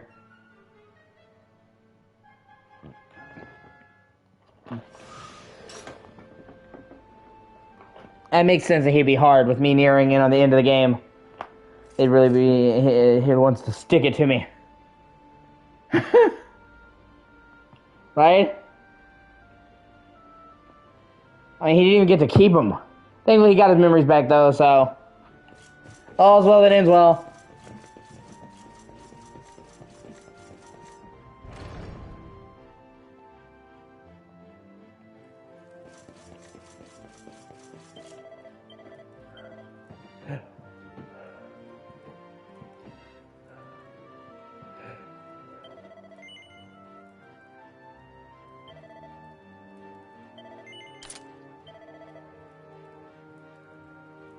Right? My precious thief!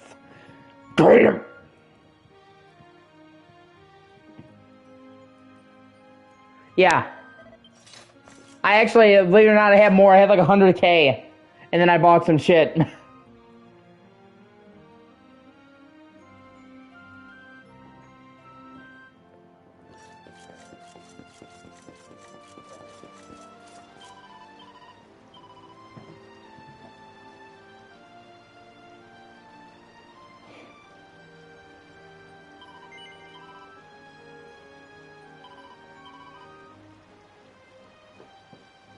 I'm just trying to better equip my people so I can have a better chance against this fucker.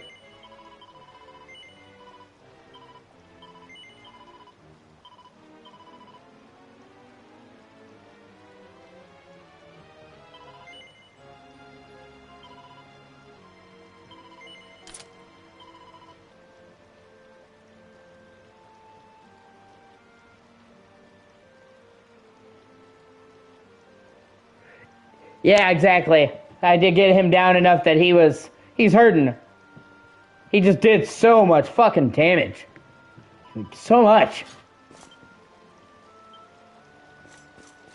That was the problem. So I'm hoping with better armor that I'll be able to withstand the blows. Because that was the thing. I was dealing more than enough damage to him. I just couldn't deal with the amount of damage he was dealing to me. And then he was like getting 3 attacks in a row, fucker.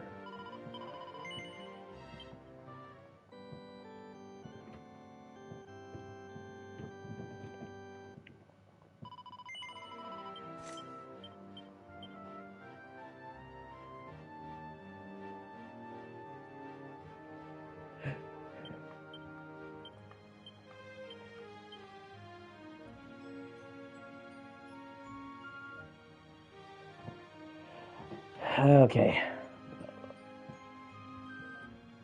Let's try to do this again.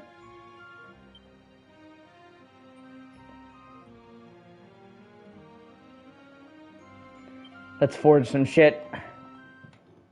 To the forge!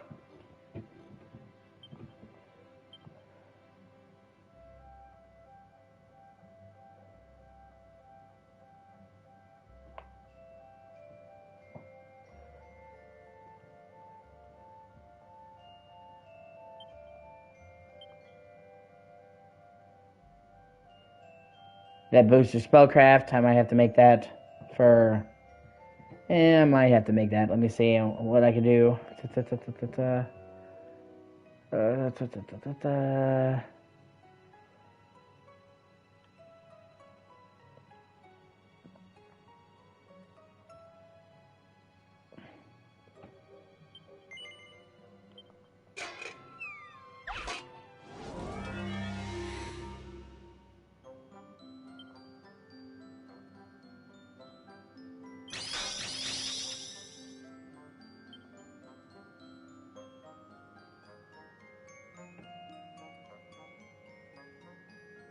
Yeah. His...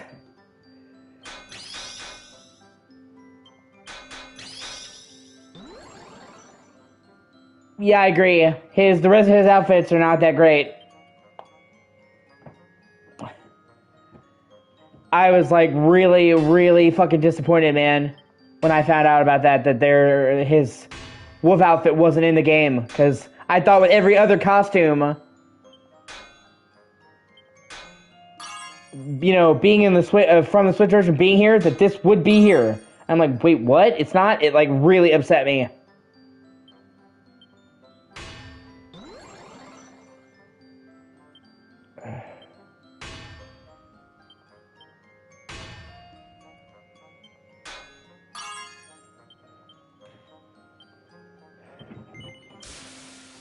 I don't care. I just make the belt. Yeah, no, exactly. Yeah, you said you looked it up, right? Like, it's a cool fucking outfit.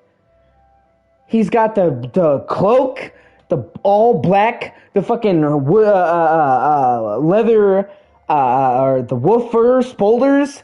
It's like by far his coolest outfit. It's the one outfit that he doesn't get. It's dumb. It actually does kind of piss me off.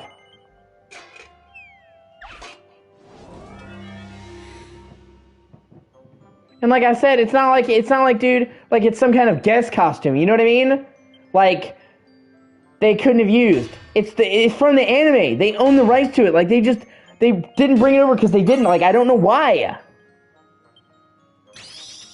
They own the rights to the fucking thing.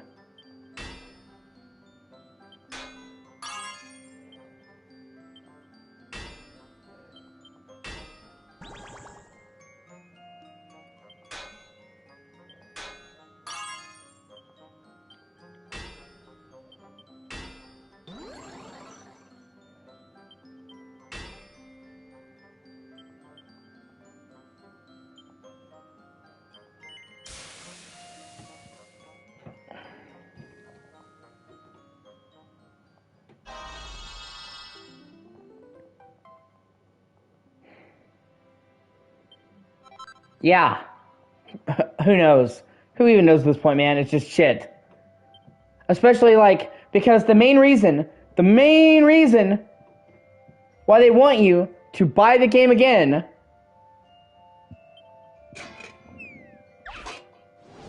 is for all the new content from the Switch version. So it's like, why wouldn't you add that then?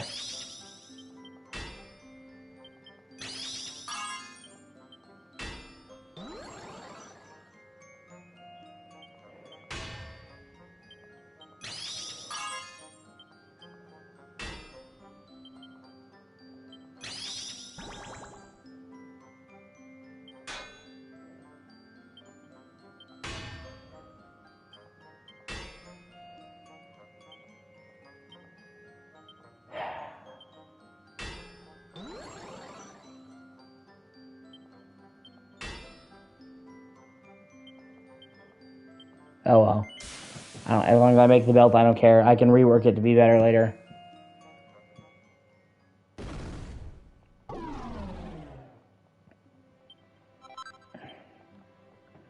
Like, and the rest of Eric's outfits are kind of lame.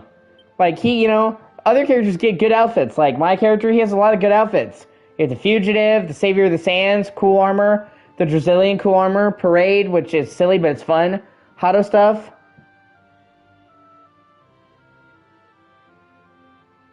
Yeah. the Trodain, like, Hendrik, you know, has his start outfit, has his cool armor. Fucking Rab has, you know, the armor and then the Chinese armor, and he has more I haven't got yet. She has cool outfits.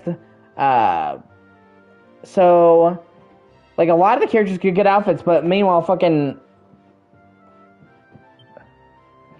Eric kind of got fucked. He's the one who needed that outfit the most.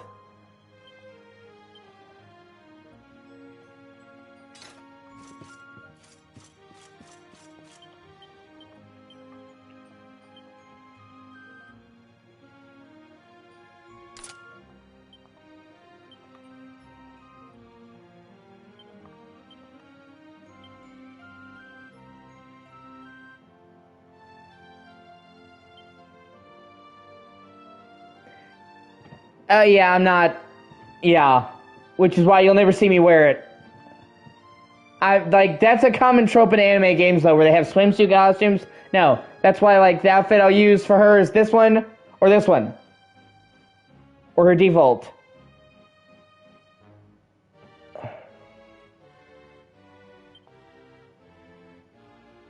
I don't... Like I said, I don't do that weeb shit.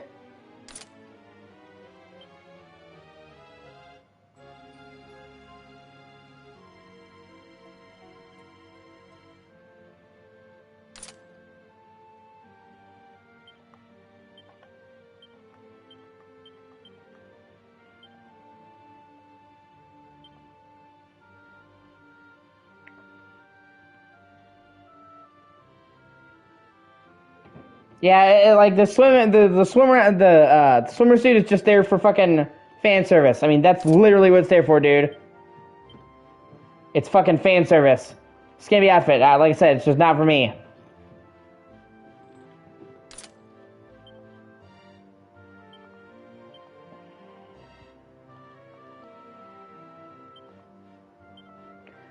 Okay, now that we got a much better gear. Yeah, pretty much. Yeah. I mean, that floats your boat, but it's not for me. And, like, it not only is not for me, but it kind of ruins the tone of what I'm going for. Right? I think that's just a suggestion, honestly. Honestly, I think the one Hendrik loves is Jade. They kind of hinted that he loved Jade.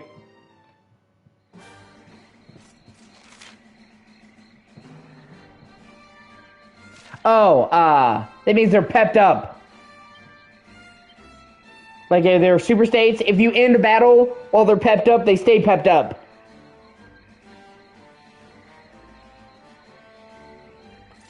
Alright, let me save. Before I go back up there, just in case.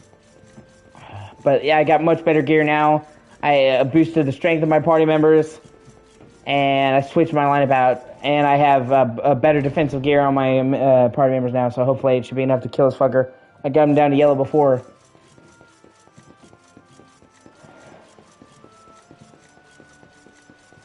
But just in case.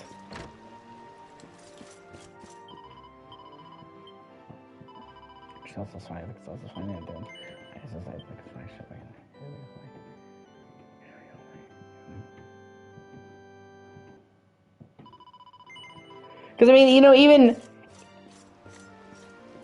Yeah, that's what I'm saying, like... It doesn't just, like...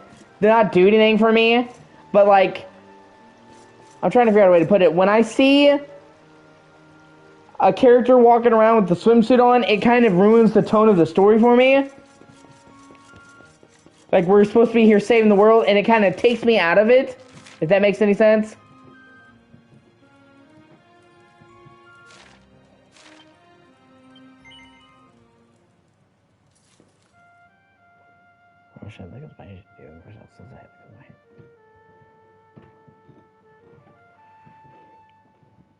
That's why, like, you would never, even if I had mods, you would never see me, like, play Leon with, like, the no shirt on or whatever. Because, to me, that, like, defeats the tone. This is supposed to be a fucking horror game. Yeah, exactly.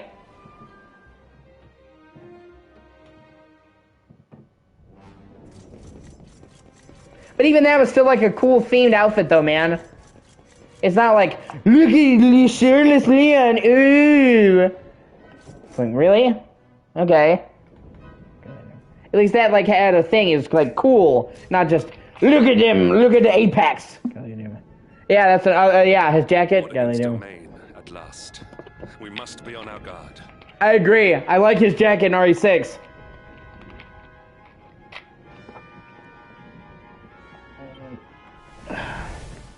Your graves await. Let's go.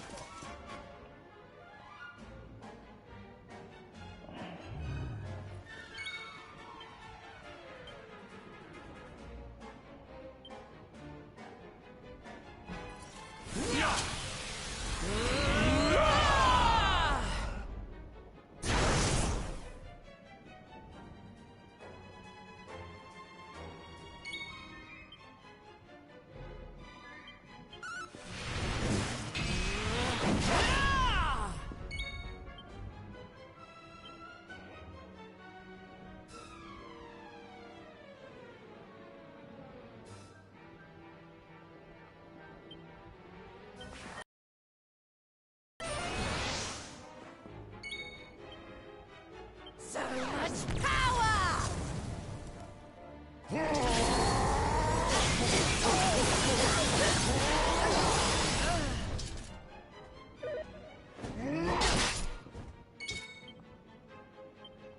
Come on, you bitch. Woo! 700.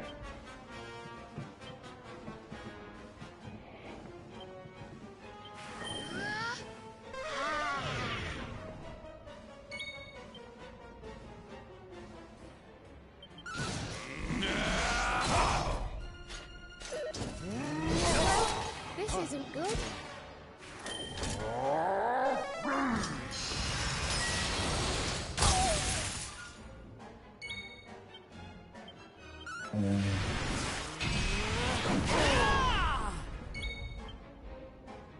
Ah.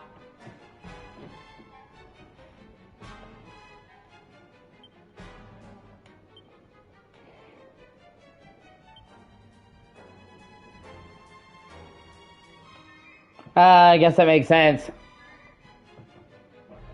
See, I wouldn't want to do that either, dude.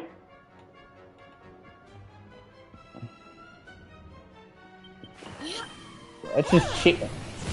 It's just cheating.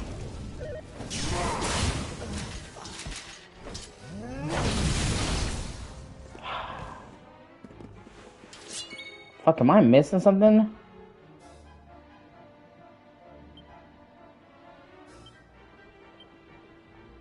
Hold on.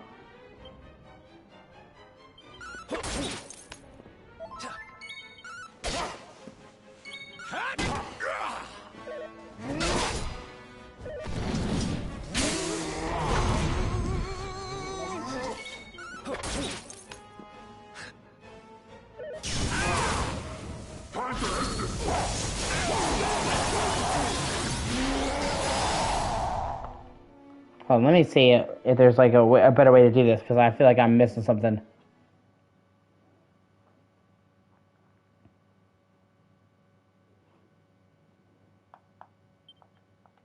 Yeah, right?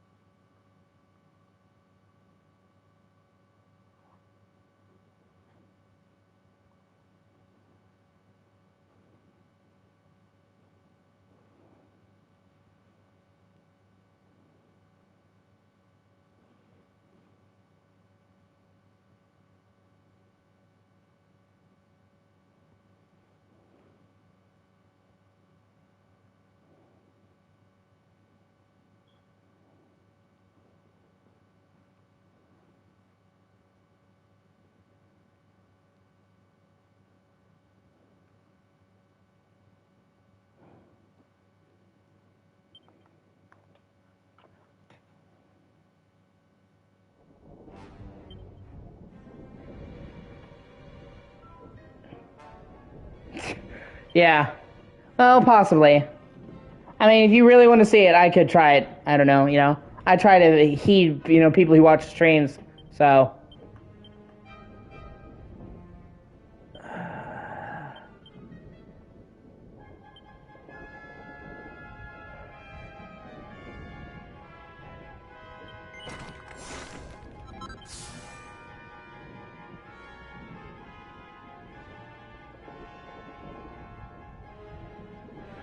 I'm pretty sure I could get it on my own, man. That's one of those things that I wouldn't want help on. Certain things I just, like, I have to do it on my own. It's nothing against you. It's like the same thing with Liza P, where I probably could have beat that boss way earlier. No, it's fine. I'm not mad or anything. I'm saying, like, in Liza P, I probably could have beat that boss way earlier if I used the summon, but I wanted to do it on my own power, through me. I wouldn't have felt the rush if I used it. That's why, like, whenever I play the Souls games, I almost never summon. And people say, why don't you just summon? I'm like, because I want to do it on my own. Let me see.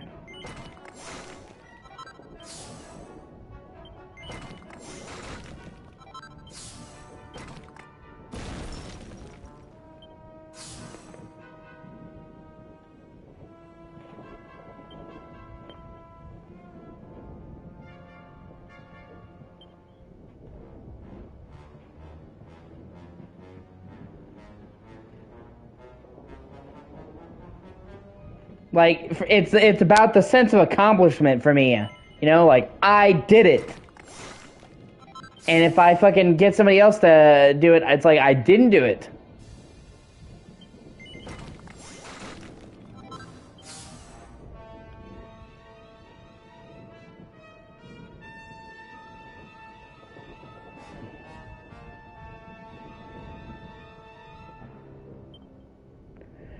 Okay.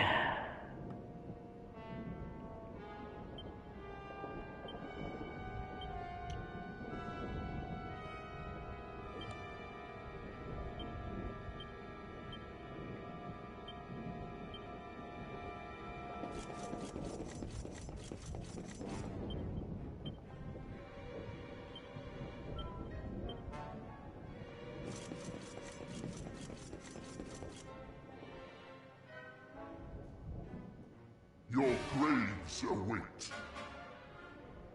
Oh well. Like I said, I wouldn't know.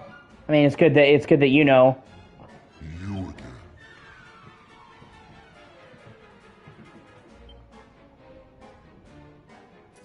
Come, comrades.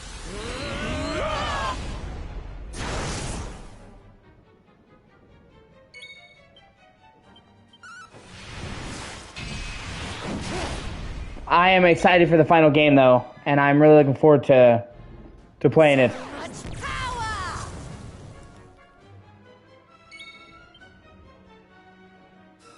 Yeah, exactly.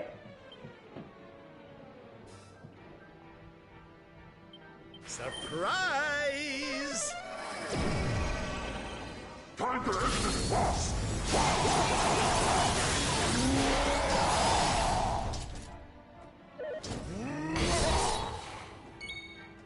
I guarantee you, dude, they're not gonna. Ready yourself for that. I'm telling you, they're not gonna.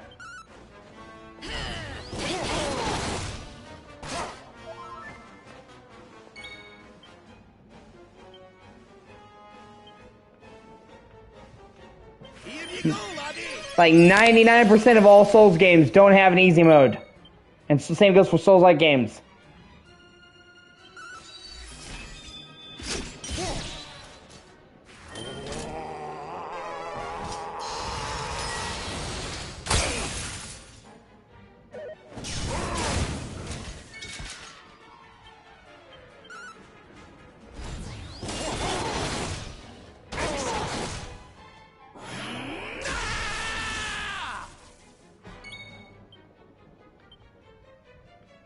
It's, you know, that's just, it's one of those things, man.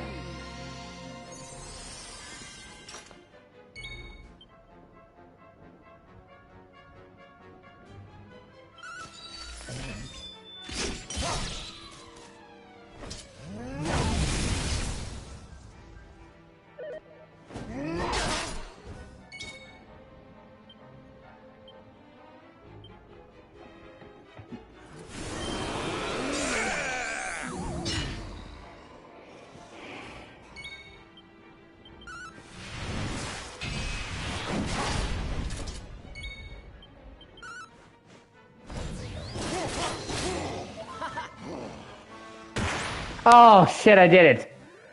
Oh fuck. Stay down. 32,000 experience points, 15,000 gold coins. Fuck yeah. Diligence is its own reward. I agree. Ho ho! I'm fitter than ever. Oh, everybody leveled up.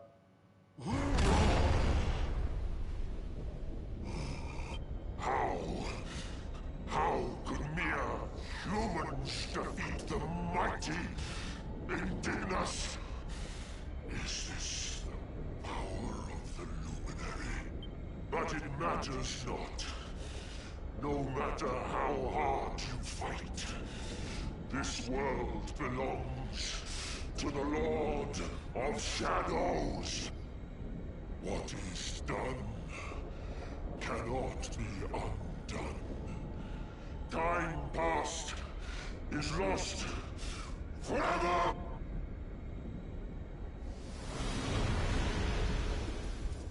Yeah, as I'm saying, there you go. The demo's free, so you can, hack it on that. I tell you, it's a lot better on controller than keyboard. And, I'm definitely... The Lord of Shadows awaits within. Onward.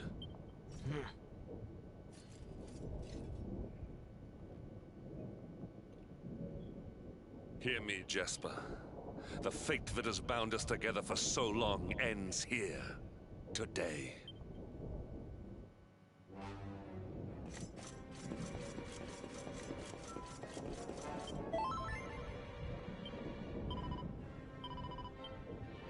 Oh, that's cool. A save that actually gave me a fucking... healed me. Some of the divine statues will give you full healing. That's cool. Now you actually go into this dungeon. That was just to get in the gate. Oh god. Oh wow. Actually, I really like the inside of this place. Looks pretty.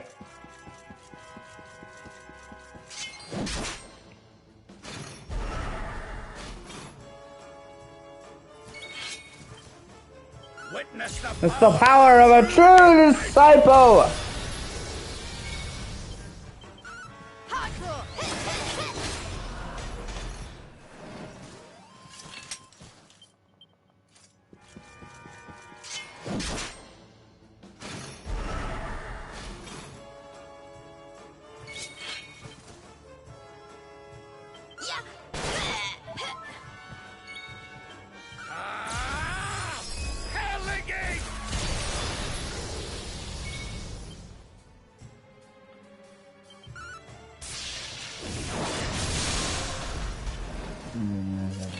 We have carried the day.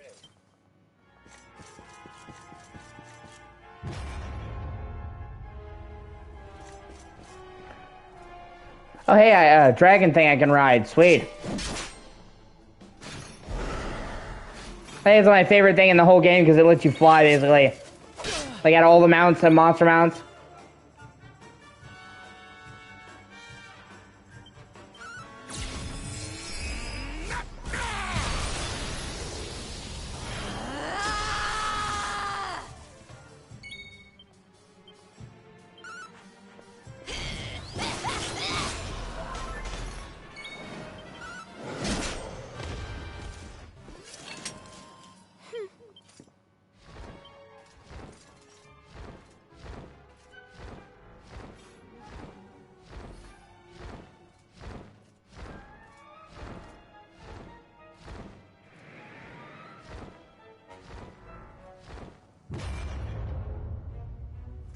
Okay, I guess I can only ride him right there. I guess I think I'll probably lift the elevator as I go up. That's why that's there. Okay.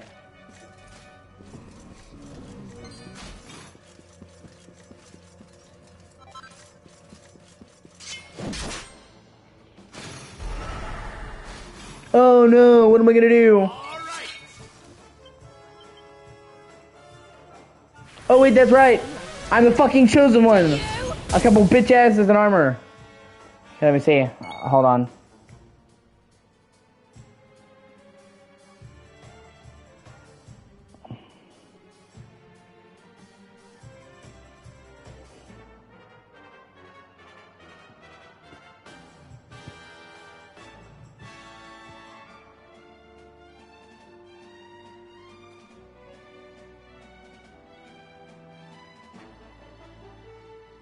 Okay. Shoot, man. Yeah.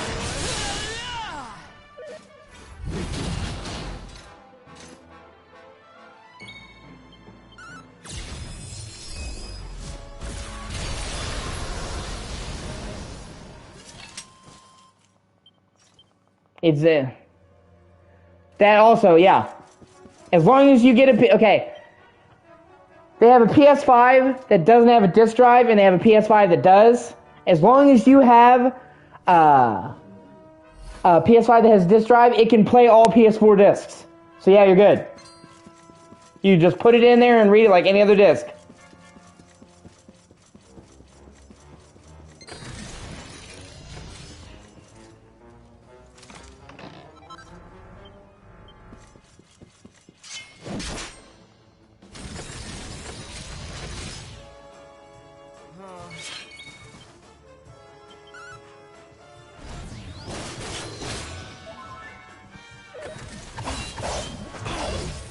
Yeah. It's actually one of the games,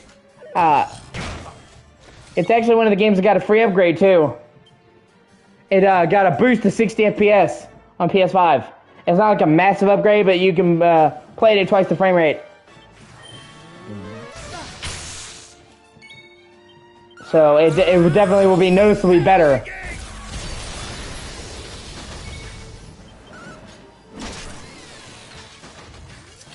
All is well that ends well. Off the top of my head, Ghost of Tsushima gets an upgrade to 60 FPS. Days Gone gets a 60 FPS upgrade. If you have Days Gone, Skyrim, if you have Skyrim on PS4, that gets a free upgrade to the PS5 version. Horizon Forbidden West has a free upgrade to the PS5 version. God of War 2018 has a free 60 FPS upgrade. I'm thinking like there's way more than that. I'm just off the top of my head. Resident Evil 2 Remake, 3 Remake, and 7 all have next-gen versions for PS5, so if you have them on PS4, you can play them. I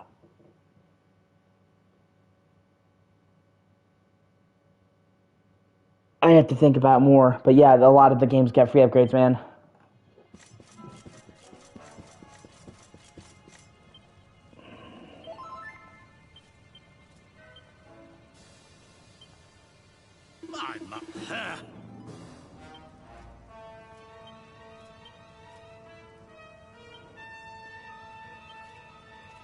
Okay.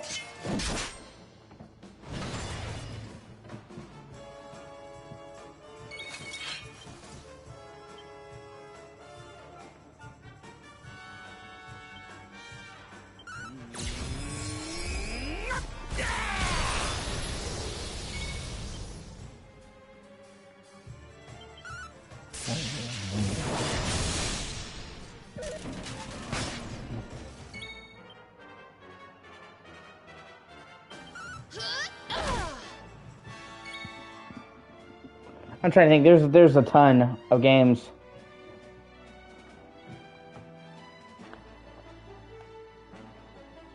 Hold on, let me Google it right now.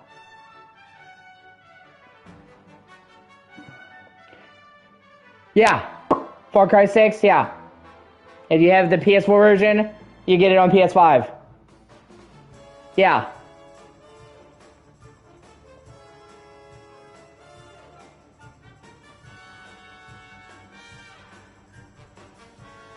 Fallen Order.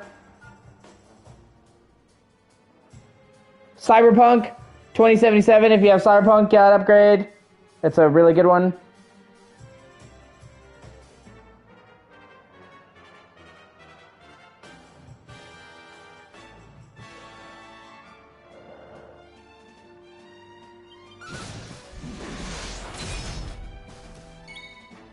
Yeah, Miles Morales is really good.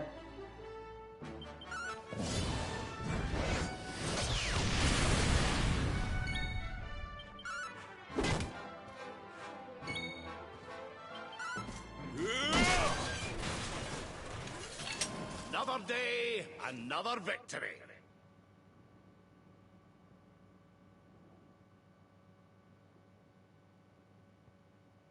Yeah, no, thankfully you don't. To The Last of Us 2. But just so you know, The Last of Us 2 got a free upgrade, but it's not a special PS5 version, okay? Basically, you download the PS4 version, right? And it will be naturally enhanced on PS5 and have a 60 FPS toggle in the options. But there's not a specific PS5 version. It's just if you play the PS4 version on PS5, it's better. Hell, I do.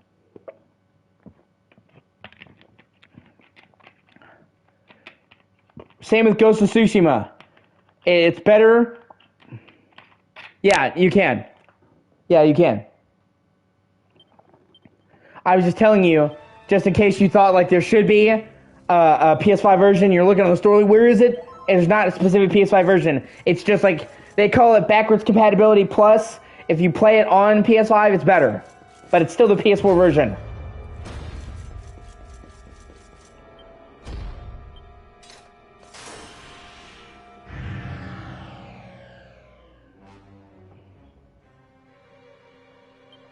Oh, sweet.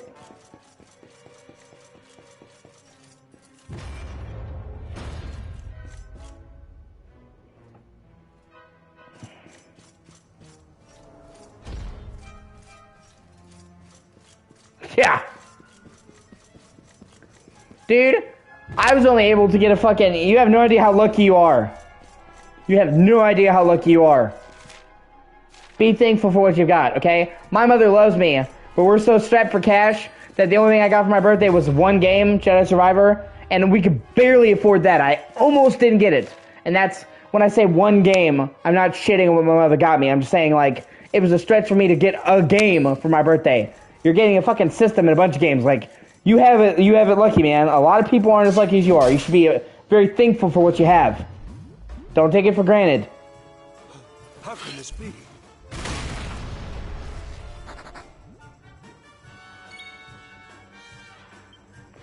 Oh, I'm not saying... that's what I'm saying. I was fine with it. I'm glad that my mom got it for me. I was able to play Jedi Survivor off of that. Jolly well burned. I'm saying, like... A lot of people don't get the amount of stuff that you do, so I'm saying you shouldn't take it for granted.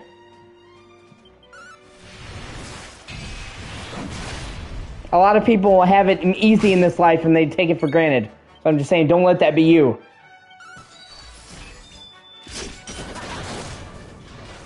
You know what I'm saying? You should be thankful for what you got.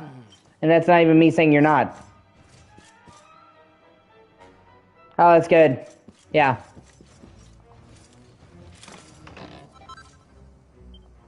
Oh, hey, sweet. Oh, I don't really go out that much on my birthday. This birthday, I just stayed in. Of course, I might have gone out if we didn't have all this shit going on, so...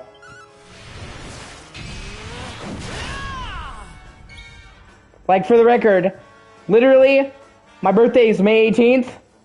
May 17th, we were told we were being kicked out. So, I had a lot on my mind on my birthday. I didn't really want to fucking do anything. I was just, like, super fucking depressed. Like, the day before, like, oh, hey, fuck you, you gotta move.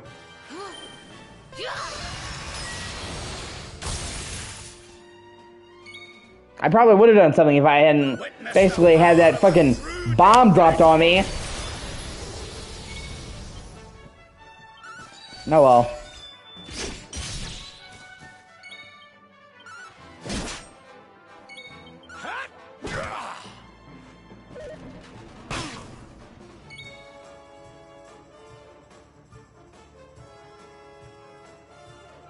Yeah. Yeah, no, I get it. You're preaching to the choir, man. I am a mama's boy. I have literally been a mama's boy my entire life. Even as a little kid, my mom has always been my favorite person.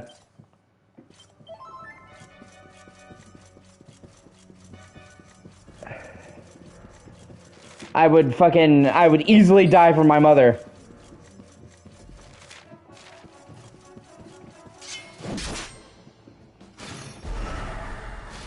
Yeah, well.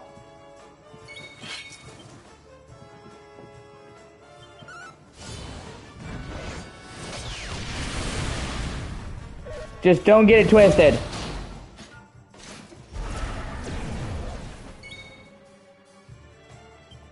She may seem like your friend, but she's not. She's your parent. Not that that's a bad thing.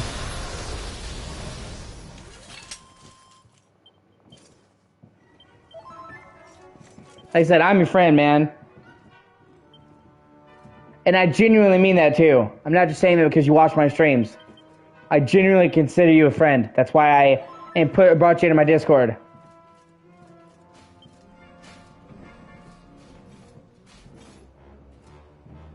Yeah, I don't like that either. But, you know, what are you gonna do? Like, I don't just fucking invite anybody to my Discord. And I don't just talk to anybody on my Discord. So, or talk to people about my life. That's why I fucking... Earlier, you know, you're talking about, you know what, being, yeah,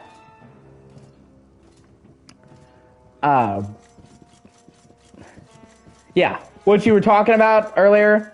I'm not sure how open you are about that, so I'm not going to say anything. But, you know, I should have said, like, you know, I said, you know, if you have a problem with him, you're going to have a fucking problem with me.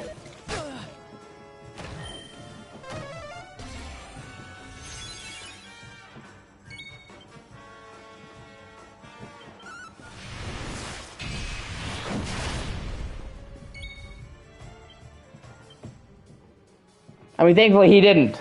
You know, he was cool, but... Yeah. Well, yeah, I didn't know how open you are about being gay, dude.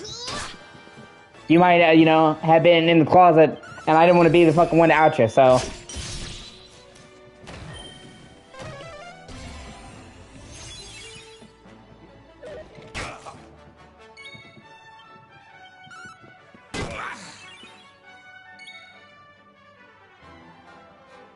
Yeah.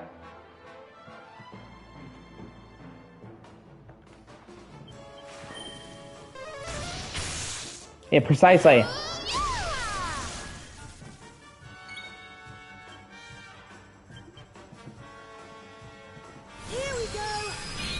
Yeah. Well, I don't just put random people in that server, man. So, yeah.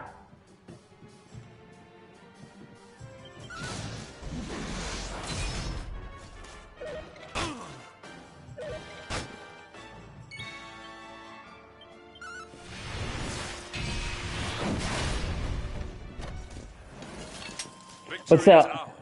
I didn't know how you felt about talking about that, and I didn't want to say anything if you didn't want to talk about it, so that's not what I do. But either way, like I said, I genuinely consider you my friend.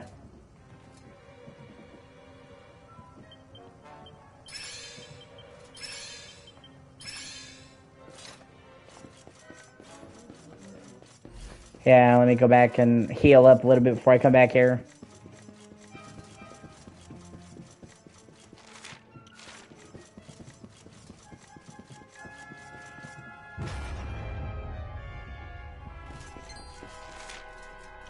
I learned a lot of shit from fucking...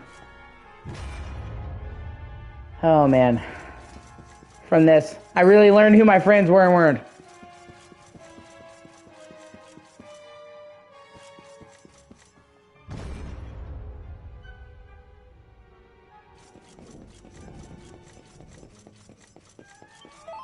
Yeah, that makes sense.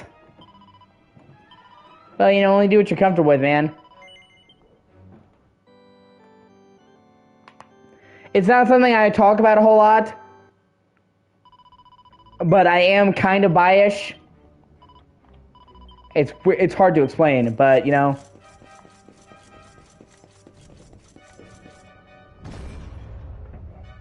I'm predominantly attracted to females, and I probably would only ever be in a relationship with a woman, but I have fucked around with dudes in the past.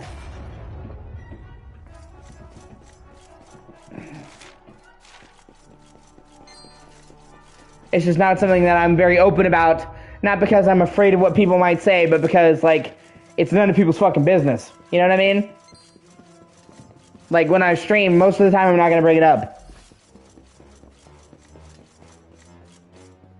all the people who really, really, really know me know. But, you know, it like...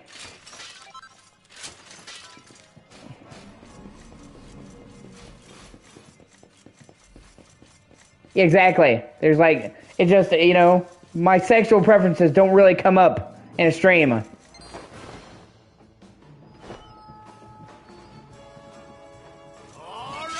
But, you know, since you brought it up and you were talking about, you know, here, you know, I felt it's only right to share, so. Excellent. And I say bi-ish because I mostly fall on the female end of the spectrum. Okay, I'm right inside this thing. That's kind of cool. If also kind of creepy. Okay, these guys don't attack me when I'm riding her. Oh, none of the monsters come at me when I'm... Oh, that's cool. That's cool, because she's like one of them. Ooh.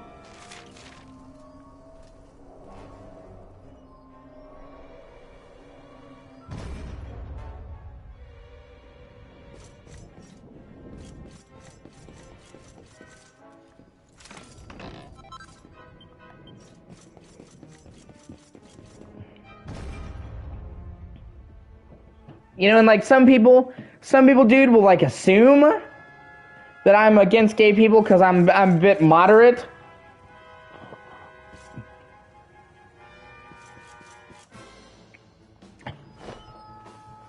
Yeah. It's like we're both, hey, it's like we're both gay. What are you doing?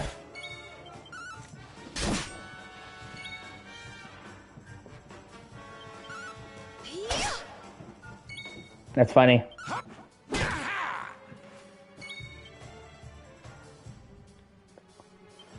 Scrap metal. Excellent.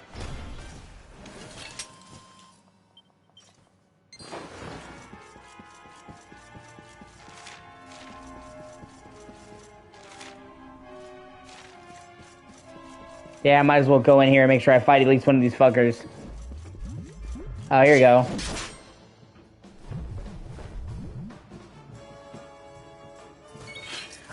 What I'm saying is I used to be...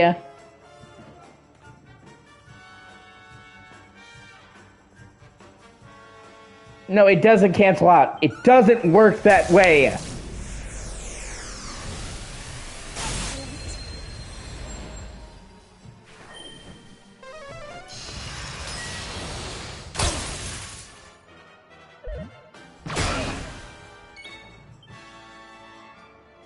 But yeah, I get what you mean. I just like... But like I said, I used to be super Democratic. Like, my entire life, basically, I was like a hardcore blue Democrat. And then I have really kind of disagreed with the way the Democratic Party has gone lately. With all of the trans shit that they're pushing on children. And not saying gender exists and birthing people and all that fucking shit. And I feel like the left went too far. Yeah. I can understand why that would offend you. So,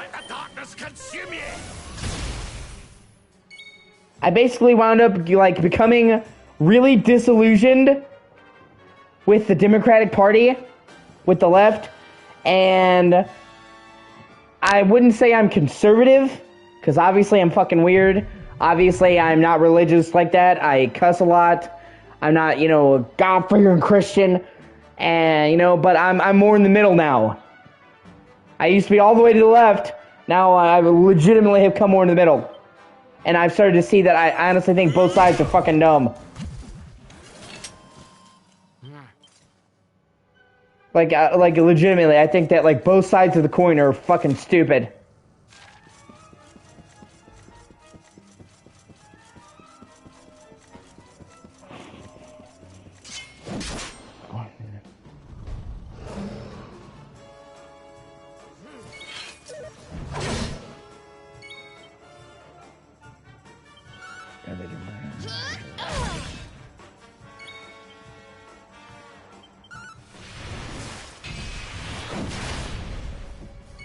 Because, you know, I believe that you can do whatever you want to do, as long as it's not hurting anybody.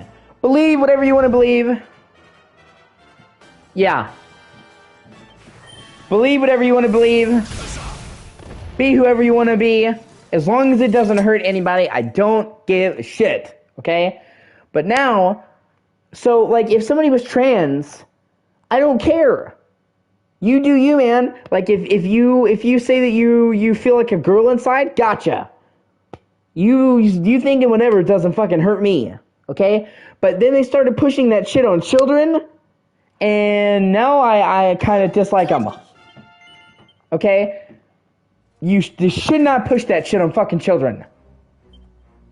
Children are not fucking old enough. You know? And it was already kind of bad, dude, when... It's just like I'm asking... Shit.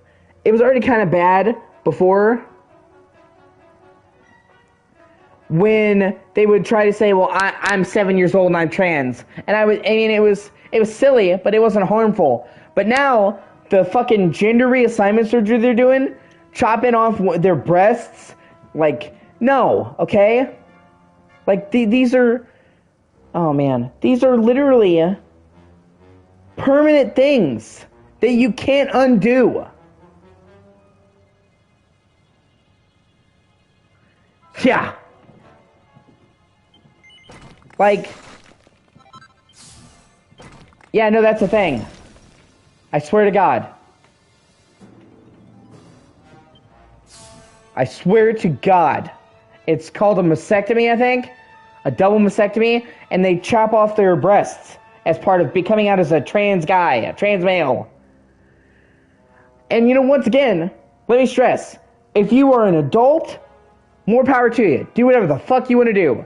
But they are doing this to, like, 13-year-old girls, 14-year-old girls, okay? They are 14, so they're not old enough to have a job. They're not old enough to decide who they want to fuck with. They're not old enough to live on their own, but they can do something like that is permanent, that there's no undoing, forever.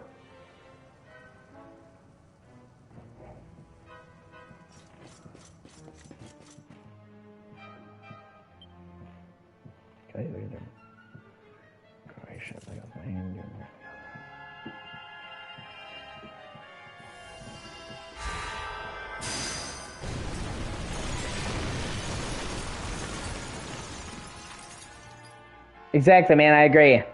So, like I said, I totally agree with you, man. See, that's what I'm saying, like, these kids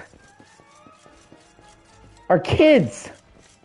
You know, kids are known for making stupid decisions, for not knowing who they want to be, and that when you do something like that, it's forever. You need to be 100% sure that's what you want to do.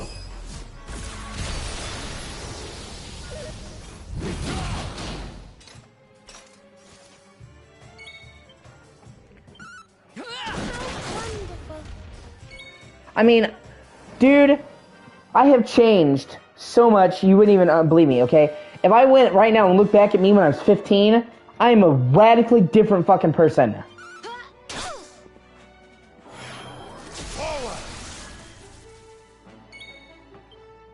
And then they took things a step further, dude.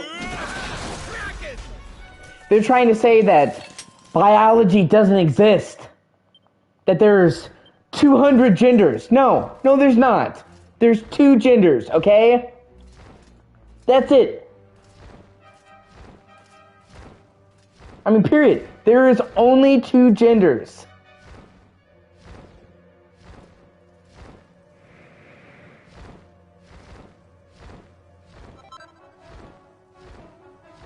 Gender is not what you look like. Gender is not the way that you act. Gender is, do you have a penis or do you have a vagina? If you have a penis, you're a man. If you have a vagina, you're a woman. Okay? And people start to think, well, I act like a girl, so I am a girl. Nah, bitch. You're an effeminate man. That's okay. Be you. Be an effeminate man.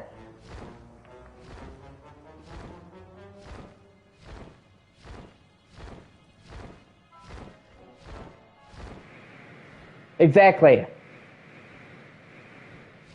Like, I mean, you do you. You know, like, we've started to, like,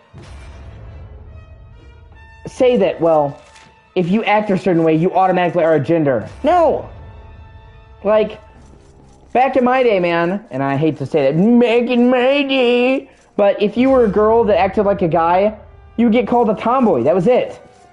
It became a thing. In fact, a lot of dudes find tomboys attractive. But now, they're trying to say, if you act like a man, you literally are one. No! No!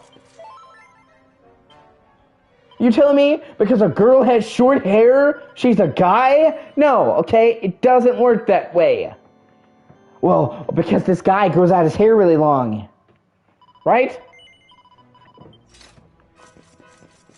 And it's... Oh, man, dude. Okay, check this out, right? They have gender reassignment clinics. These clinics are predominantly for children, okay?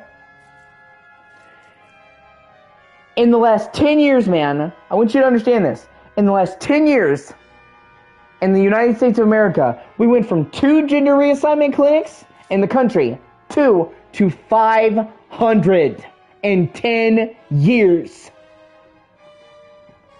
And these primarily specialize in chopping up children.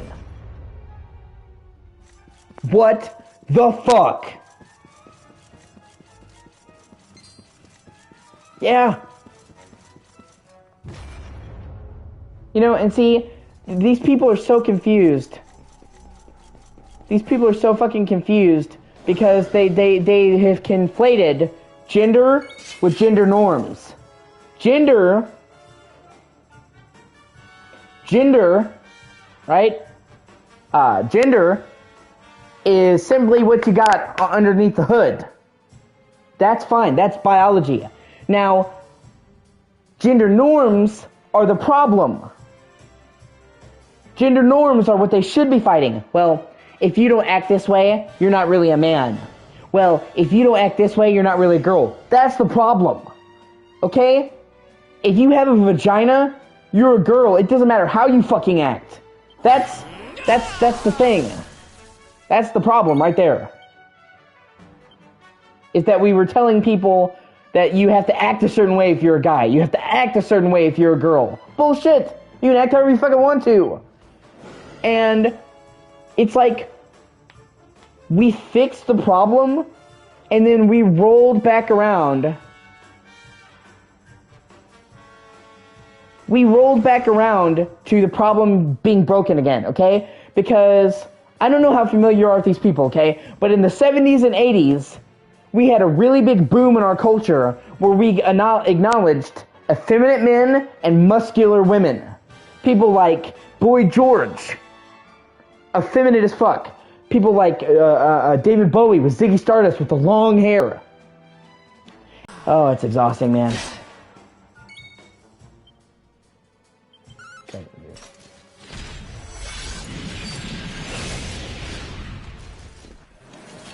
All is well that ends well. Yeah, exactly. Abby is a fucking muscular woman, and she's fucking still a woman. Having six-pack does not, make your pussy suddenly reverse and go inside out. Expecto changeo. Abracadabra. Woo! Oh, Abby, you have a six-pack. We have to take away your pussy pass. Ah, shit. Can you hear me? Is the stream okay now? Fuck. Is that like your end or my end? So now I'm worried if my shit's coming through or not. Okay. It's just frustrating, And like I said, okay, even if I don't agree with some of the stuff that trans people do, I still fucking support their right to exist. That's one of the main things, man, that really bothers me with trans people. Is they act like you either want to suck their dick and you have to worship them or you hate them, and are trying to genocide them. Like they keep saying, the trans genocide. What trans genocide? Do you understand what the word genocide means? Okay? Genocide would be us rounding up trans people and killing them in mass graves. Like, you know what happened with the Jews in the Holocaust?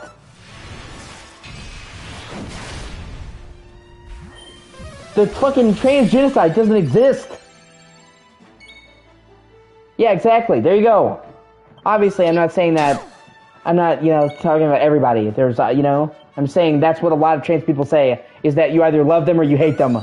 There's no in between. It's dumb. I can disagree with some of the things that trans people do and still think that they're people and that they have the right to exist. But a lot of the trans community acts like if you don't fully support them, then you basically want to kill them. Like, no. Because I have a problem with one thing you do, I want to wipe you off the face of the earth? Jeez. Yeah. The vegan teacher, she's such a bitch. Oh my god, she's so insufferable.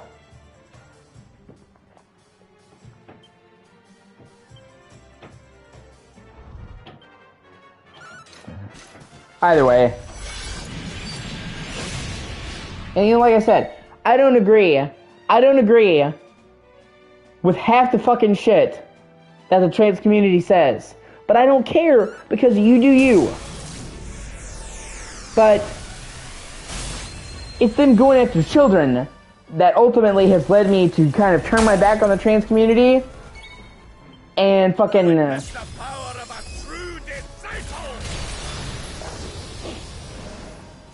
not treat them the way I used to. Hold on 1 second, I'm about to sneeze. I always make sure to cover my mouth when I sneeze.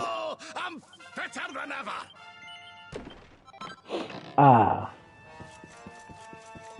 And then they put children on puberty blockers. Dude, no.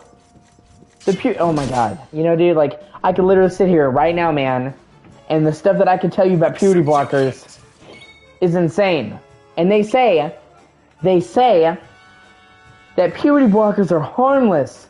They can be reversed. No, they can't. They have statistically shown, man, that taking puberty blockers, even for a short period of time, can do irreparable damage. And that they have some incredibly awful side effects. So, number one, we have not done any long-term studies on them.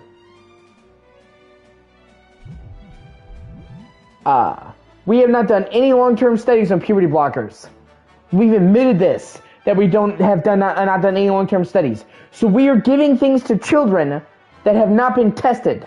And number two, the stuff we do know shows that puberty blockers are really bad for you. Like, really bad.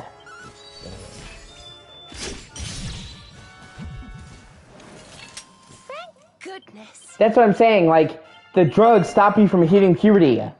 And according to them, what these people, man, would have you believe, right? What these people would try to make you believe, dude, is that it's just like hitting a pause button. And then there's no permanent damage, and then you just unpause and you're good. And according to them, puberty blockers are so that they have time to make up their mind what sex they want to be before they go through puberty. It does help you mature. It does help you mature, but according to them, they need to know what sex they are before they go through puberty, so they have to block it. It's fucking stupid. Whatever, okay? They have shown there are kids, dude, who are 20 years old, or young adults, and because they took puberty blockers, their bones did not get the proper growth, the calcium they needed, so they have arthritis. Fucking arthritis, and they're 20. Because their puberty is what your bones need to become strong. And since they put that off, their bones never got the strength they should have.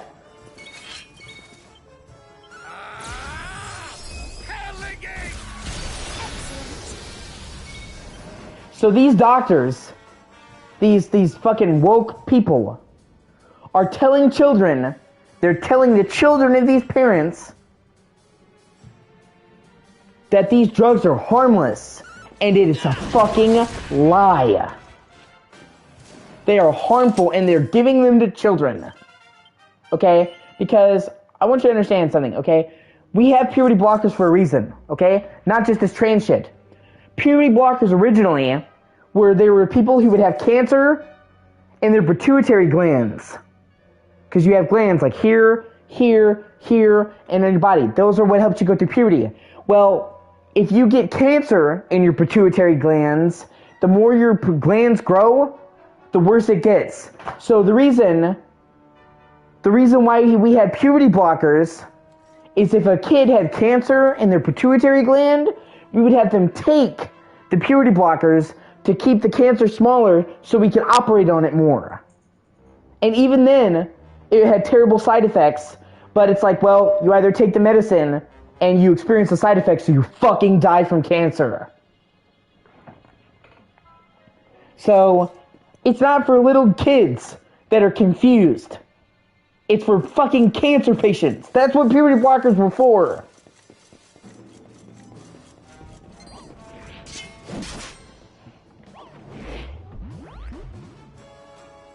Accept your fate. For little kids that had cancer.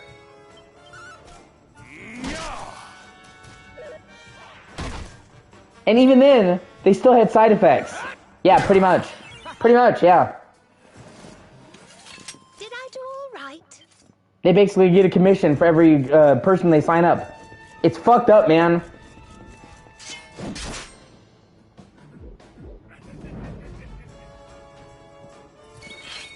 And like yeah, his name was Elijah. Elijah.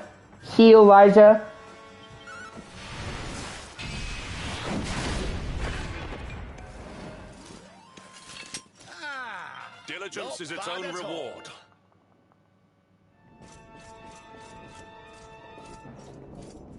And like I said, dude, I don't fucking care what an adult does with their life and with their body.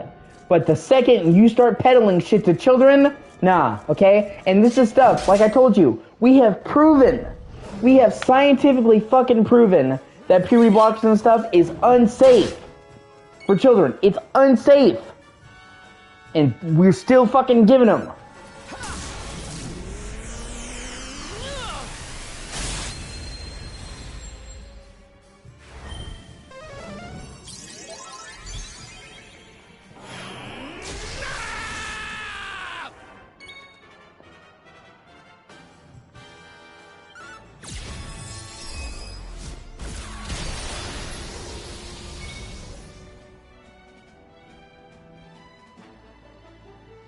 Yeah. That's what I'm saying. I agree. Like, I'm 7 years old and I'm trans. No, you're not. No, you're not.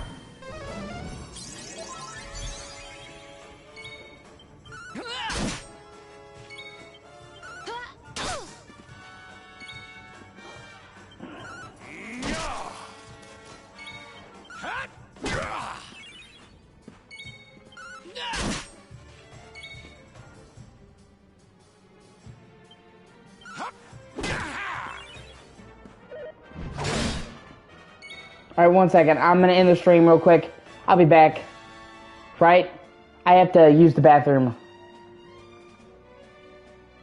Due to me being off my Zoloft, one of the withdrawal symptoms of being off Zoloft is it fucks with your stomach, so I've been having bathroom issues. But I'll be right back. I'm gonna end the stream. I'll be back in just a few minutes. I have to use the bathroom.